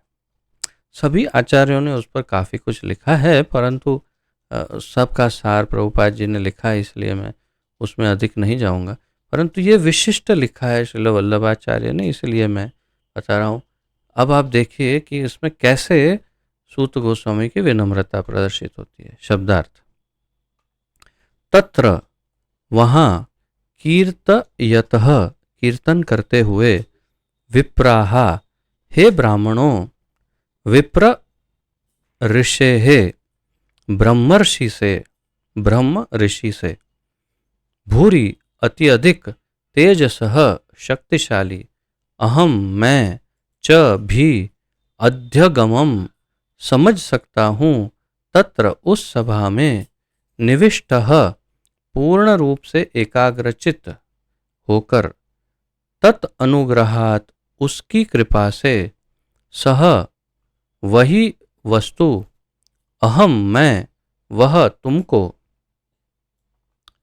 श्रावयिष्यामि तुमको आपको, यहाँ वास्तव में अंग्रेजी में से अनुवाद किया है हिंदी अनुवादक जी ने, इसलिए जहाँ यू होगा वहाँ आप लिखने के बदले तुम लिख दिया है उन्होंने। तो उसकी कृपा नहीं, उनकी कृपा से, और वह तो तुमको नहीं आपको, श्रावयिष्यामि सुनाऊंगा, यथा अधितम यथा मति। बस यही शब्द महत्वपूर्ण है, यथा अधितम यथा मति। अपने अनुभव के आधार पर, अपनी और अधिक उसमें कहें तो जैसी मेरी बुद्धि है या जैसी मेरी समझ है और जैसा मेरा अनुभव है, उसके आधार पर मैं समझाऊंगा, ऐसा सूत गोस्वामी कह रहे हैं। जैसी मेरी बुद्धि, जैसी मेरी समझ, जैसी मेरी स्मृति, जितना मुझे याद रहा और जैसा मेरा अनुभव रहा, वैसा मैं समझाता हूँ। जबकि श्रील विश्वनाथ चक्रवर्ती ठाकुर ऐसा कहते हैं कि इसमें दो हिस्से हैं। इसमें जो अनुभव का हिस्सा है वो बता रहे, जैसे सुखदेव गोस्वामी का अनुभव और जैसे मेरी समझ, वैसे मैं आपको बताऊंगा। ऐसे विश्वनाथ चक्रवर्ती ठाकुर का दृष्टिकोण है। तो सभी आचार्यों के दृष्टिकोण अलग अलग है, परंतु बात एक ही है। तो हे विद्वान ब्राह्मणों, जब सुखदेव गोस्वामी ने वहां पर महाराज परीक्षित की उपस्थिति में भागवत सुनाया, तो मैंने अत्यंत ध्यान पूर्वक सुना और इस तरह उनकी कृपा से मैंने उन महान शक्ति संपन्न ऋषि से भागवत सीखा। अब मैं आप लोगों को वही सब सुनाने का प्रयत्न करूंगा जो मैंने उनसे सीखा तथा जैसे मैंने आत्मसात किया।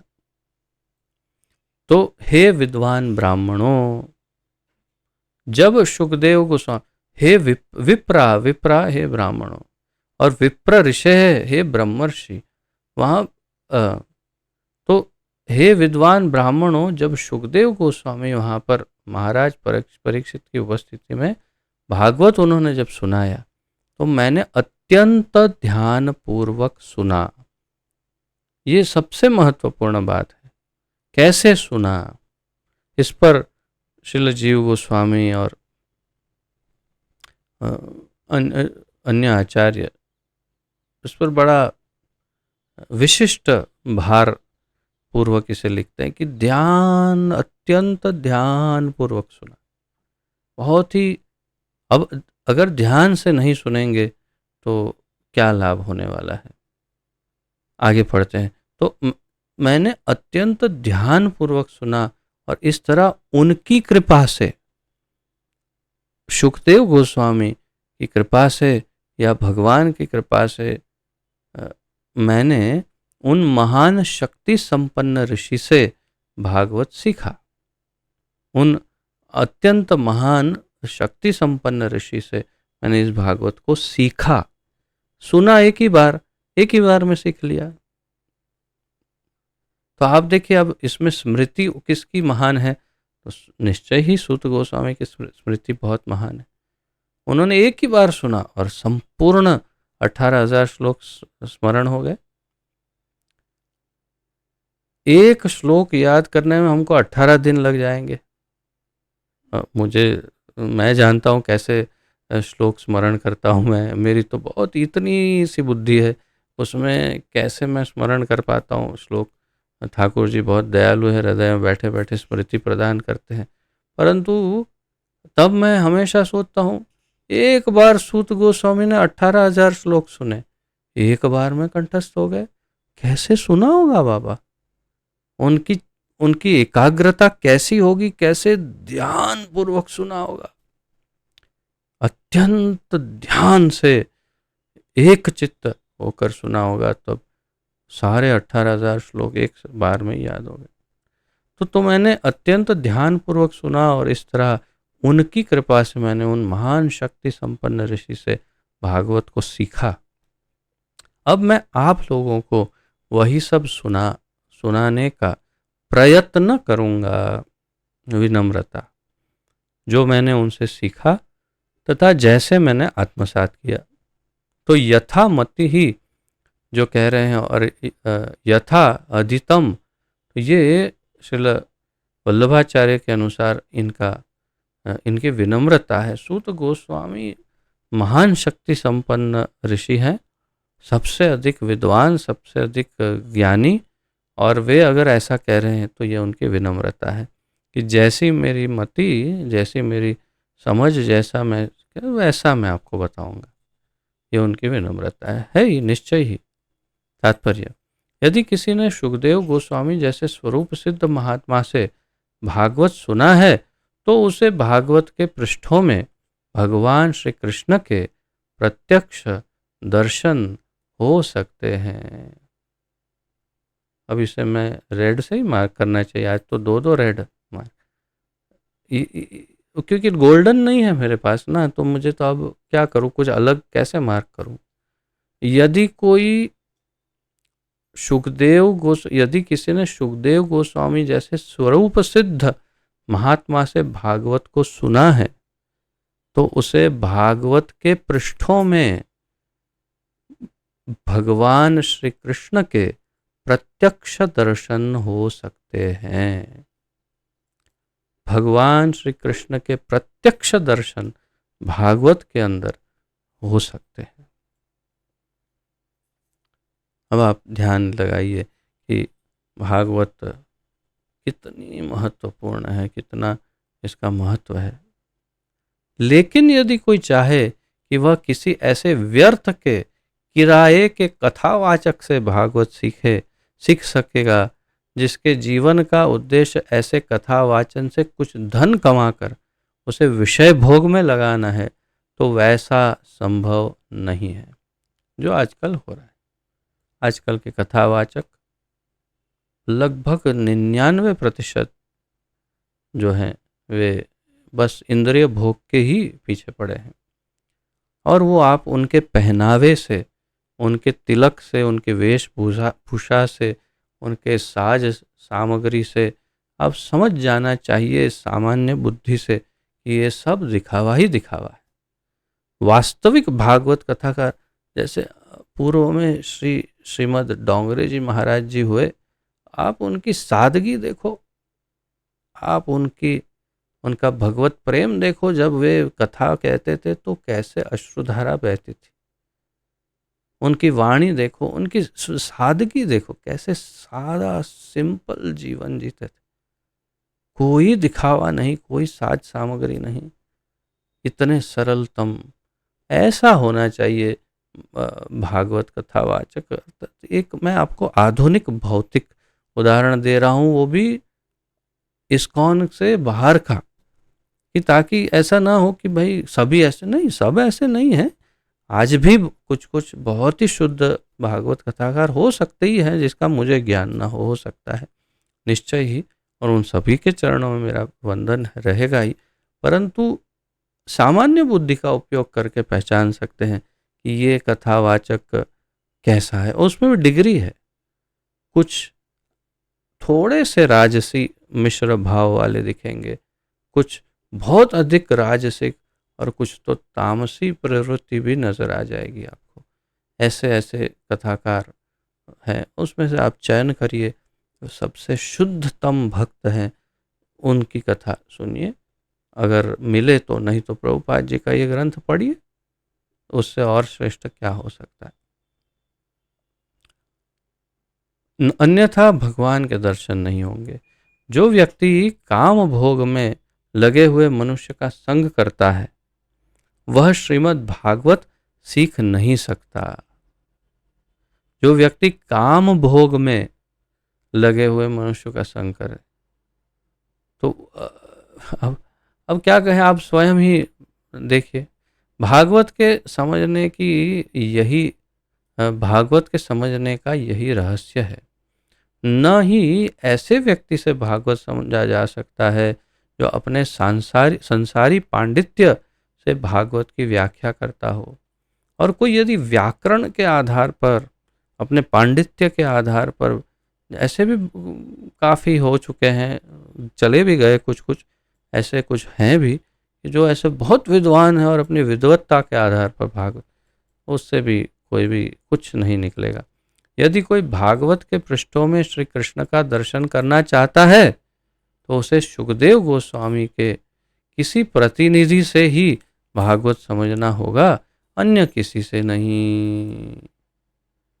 तो यही तो सबसे सार सर्वस्व है, यही एकमात्र विधि है तथा इसका कोई और विकल्प नहीं है। सूत गोस्वामी सुखदेव गोस्वामी के प्रामाणिक प्रतिनिधि हैं, क्योंकि वे उस संदेश को प्रस्तुत करना चाहते हैं जिसे उन्होंने विद्वान ब्राह्मण से प्राप्त किया था। सुखदेव गोस्वामी ने भागवत को उसी रूप में प्रस्तुत किया जिस रूप में उन्होंने अपने महान पिता से सुना था। तो आप ये श्रृंखला लिखिए, जो इसमें है आपकी नोट्स में जो लिख रहे हैं उन्हीं की बात है कि किसने कहाँ से सुना। ये परंपरा समझा रहे प्रभुपाद जी। तो सुखदेव गोस्वामी ने अपने पिता से, महान पिता से उन्होंने सुना, व्यासदेव से। उसी तरह सूत गोस्वामी भागवत को उसी रूप में प्रस्तुत कर रहे हैं जिस रूप में उन्होंने सुखदेव गोस्वामी से सुना था। तो केवल सुनना ही काफी नहीं, मनुष्य को चाहिए कि ध्यान पूर्वक मूल तत्व को आत्मसात करे। अर्थात इसमें पूरी श्रृंखला समझाई प्रभुपाद जी ने कि परंपरा के द्वारा जब प्राप्त करेंगे तभी शुद्ध होगा, और शुद्ध व्यक्ति प्रस्तुत करेगा तो ही वो शुद्ध रहेगा। अन्यथा जैसे कल हमने देखा पद्म पुराण का वो श्लोक, सर्प उच्चिष्टम यथा पयः, तो सांप के पीने से दूध दूषित होता है, वैसे वो दूषित हो जाएगा। निविष्ट शब्द बताता है कि सूत गोस्वामी ने भागवत के रस को अपने कानों से पिया। निविष्ट, निविष्ट का अर्थ क्या है? सूत गोस्वामी ने कानों से पिया भागवत को। भागवत को ग्रहण करने की वास्तविक विधि यही है, यही भागवत को ग्रहण करने की वास्तविक विधि है। कि श्रवण द्वारा आप लोग कर रहे हैं, जो आप कर रहे हैं उसमें भी जो ध्यान पूर्वक सुन रहे हैं वो वास्तविक विधि है, जिससे वो हृदय में बिल्कुल स्थिर हो जाएगा ये ज्ञान। मनुष्य को चाहिए कि वास्तविक व्यक्ति से अत्यंत सावधानी से सुने, तभी उसे हर पृष्ठ में भगवान कृष्ण की उपस्थिति की अनुभूति हो सकती है। बहुत ही सावधानी से सुनना चाहिए श्रीमद् भागवत को। यहाँ पर भागवत को ग्रहण करने के रहस्य को का उल्लेख किया गया है। जिसका मन शुद्ध नहीं है वह सावधानी से नहीं सुन सकता। यहाँ पर भागवत को ग्रहण करने का रहस्य उल्लेख किया है। अब ये सबसे विशेष ज्ञान इन्हीं श्लोकों के अंदर है। बाकी तो आगे भागवत तो है ही है, परंतु भागवत को कैसे ग्रहण करना यही पिछले 4-5 श्लोकों के अंदर उसका सार सर्वस्व दिया है। जिसका मन शुद्ध नहीं वह सावधानी से नहीं सुन सकता। अब ये श्रृंखला लिखिए आप, जैसे मैं लिखने को कह रहा तो ये पूरी श्रृंखला लिखिए। यहाँ पर भागवत को ग्रहण करने का रहस्य उल्लेखित किया है।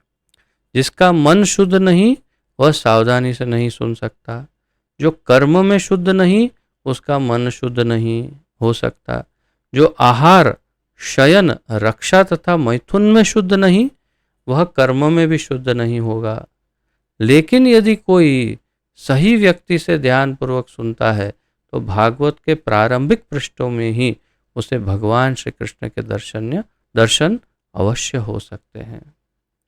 तो ये जो श्रृंखला है इसे आप लिखेगा, मैं यहाँ पर मार्क कर देता हूँ, तो इसकी आप नोट बना लीजिएगा इस श्रृंखला की। कि मन शुद्ध नहीं तो वो क्यों शुद्ध नहीं? क्योंकि कर्म शुद्ध नहीं। कर्म शुद्ध नहीं क्यों? क्योंकि उसका आहार शुद्ध नहीं, शयन, रक्षा और मैथुन शुद्ध नहीं। इस प्रकार पूरी श्रृंखला समझाई। लेकिन यदि कोई सही व्यक्ति से ध्यानपूर्वक सुनता है तो भागवत के प्रारंभिक पृष्ठों में, शुरुआत के ही पन्नों में भागवत में उसे भगवान श्री कृष्ण के दर्शन अवश्य हो सकते हैं। ये यदि एक महाभागवत भक्त श्रील प्रभुपाद जी जैसे बता रहे हैं तो ये सत्य है, ये होना ही है।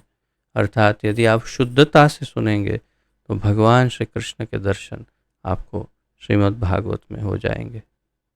इस प्रकार श्रीमद् भागवत के प्रथम स्कंद के अंतर्गत समस्त अवतारों के स्रोत कृष्ण नामक तृतीय अध्याय के भक्ति वेदांत तात्पर्य पूर्ण हुए। इति तृतीयोऽध्यायः, ये तीसरा अध्याय यहाँ पर समाप्त हुआ।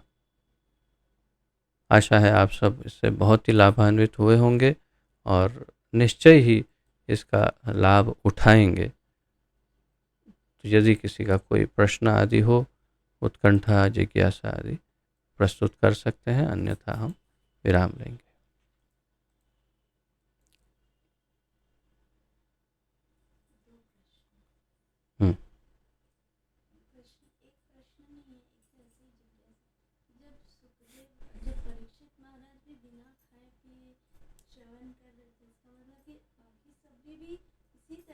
हाँ, वो तो मैंने बताया कि बाकी सब भी वैसे ही श्रवण कर रहे थे जैसे सुखदेव गोस्वामी और परीक्षित राजा बिना खाए। नहीं तो खाने पीने जाएंगे, ब्रेक लेंगे तो उतना चला जाएगा, इसलिए।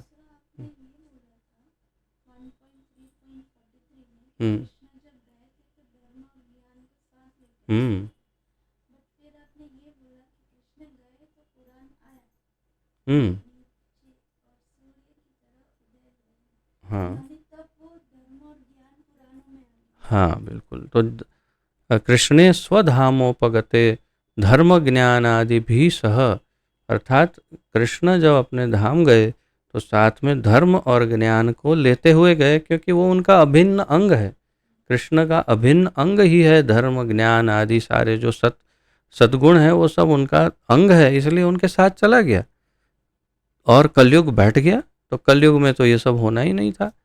तो तात्पर्य यह है कि जब पुराण आया, जब पुराण ने यहाँ पर प्राकट्य किया अपना, तो उस समय उस पुराण के साथ साथ वो ज्ञान और धर्म जो कृष्ण ले गए थे, वो क्योंकि कृष्ण में ज्ञान और धर्म है, तो और भागवत में और कृष्ण में अंतर नहीं है, तो इसीलिए उस पुराण के अंदर भी वही ज्ञान और धर्म है जो कृष्ण में है, और इसीलिए जब ये पुराण यहाँ आया तो उसके साथ साथ वही ज्ञान और धर्म वापस आ गए। यही उसका सार सर्वस्व है। तो कृष्णे स्वधामोपगते ज्ञान कर्मादि धर्म ज्ञान आदि भी सह, परंतु उसके साथ साथ पुराणार को धुनो उदितः, तो पुराण अर्क, जो पुराण नाम का जो सूर्य है, ये भागवत नाम का भागवत रूपी जो सूर्य है, तो अधुना उदितः, अर्थात वो इस समय जब उदित हुआ तो उसके साथ साथ वो ज्ञान और धर्म, वो हिडन मैसेज है इसमें, जैसे आचार्य बता रहे हैं। श्रील जीव गोस्वामी इस बात को बताते हैं कि ये हिडन मैसेज है। हिडन मैसेज क्या है कि उस पुराण के साथ वो ज्ञान और धर्म वापस आ गए, ये हिडन मैसेज है। तो यही कहना, इसीलिए श्रील विश्वनाथ चक्रवर्ती कहते हैं कि 1.23 में जो क्वेश्चन पूछा कि धर्म कहाँ गया, उसका उत्तर यहाँ दिया कि धर्म वापस आ गया। कैसे आया? इस पुराण के माध्यम से धर्म वापस आ गया इस धरती पर। ये है। ओके, और अन्य किसी का कोई प्रश्न है प्रस्तुत कर सकते हैं। अगर आप लोग जागृत हैं तो प्रस्तुत कर सकते हैं प्रश्न, या जो सो गए हैं वो अभी जाग सकते हैं, जाग गए हैं वो अपने आप को दिखा सकते हैं, जो दिखा सकते हैं वो सब भगवान के दर्शन कर सकते हैं। हरि हरि बोल। देखिए कैसे हास्य स्मित आ गई आपके चेहरे पर, और कुछ कुछ लोग ऐसे आँख को ऐसे ऐसे करते करते जाग रहे हैं, अभी उठ रहे हैं, सामने आ रहे हैं। फिर भी 50% अभी तक जागे नहीं, कोई बात नहीं, ये वीडियो ख़त्म हो जाए बाद में तो जाग जाएंगे। हो सकता है महान कोई समाधि में चले गए हो, ऐसा भी हो सकता है। तो बहुत बहुत धन्यवाद आप सबका। इसी के साथ यहाँ पर विराम लेते हैं। पतित पावन जगत गुरु श्रील प्रभुपाद की जय, पतित पावन गुरुदेव की जय, ग्रंथराज श्रीमद् भागवत महापुराण की जय, अनंत कोटि गौर भक्त वृंद वैष्णव वृंद की जय, निताय गौर प्रेमानंदे हरि हरि बोल। वांछा कल्पतरुभ्यश्च कृपा सिंधुभ्य एव च पतितानां पावनेभ्यो वैष्णवेभ्यो नमो नमः। आप सबको दंडवत प्रणाम, और आप सबका बहुत बहुत बहुत बहुत धन्यवाद। हरे कृष्णा।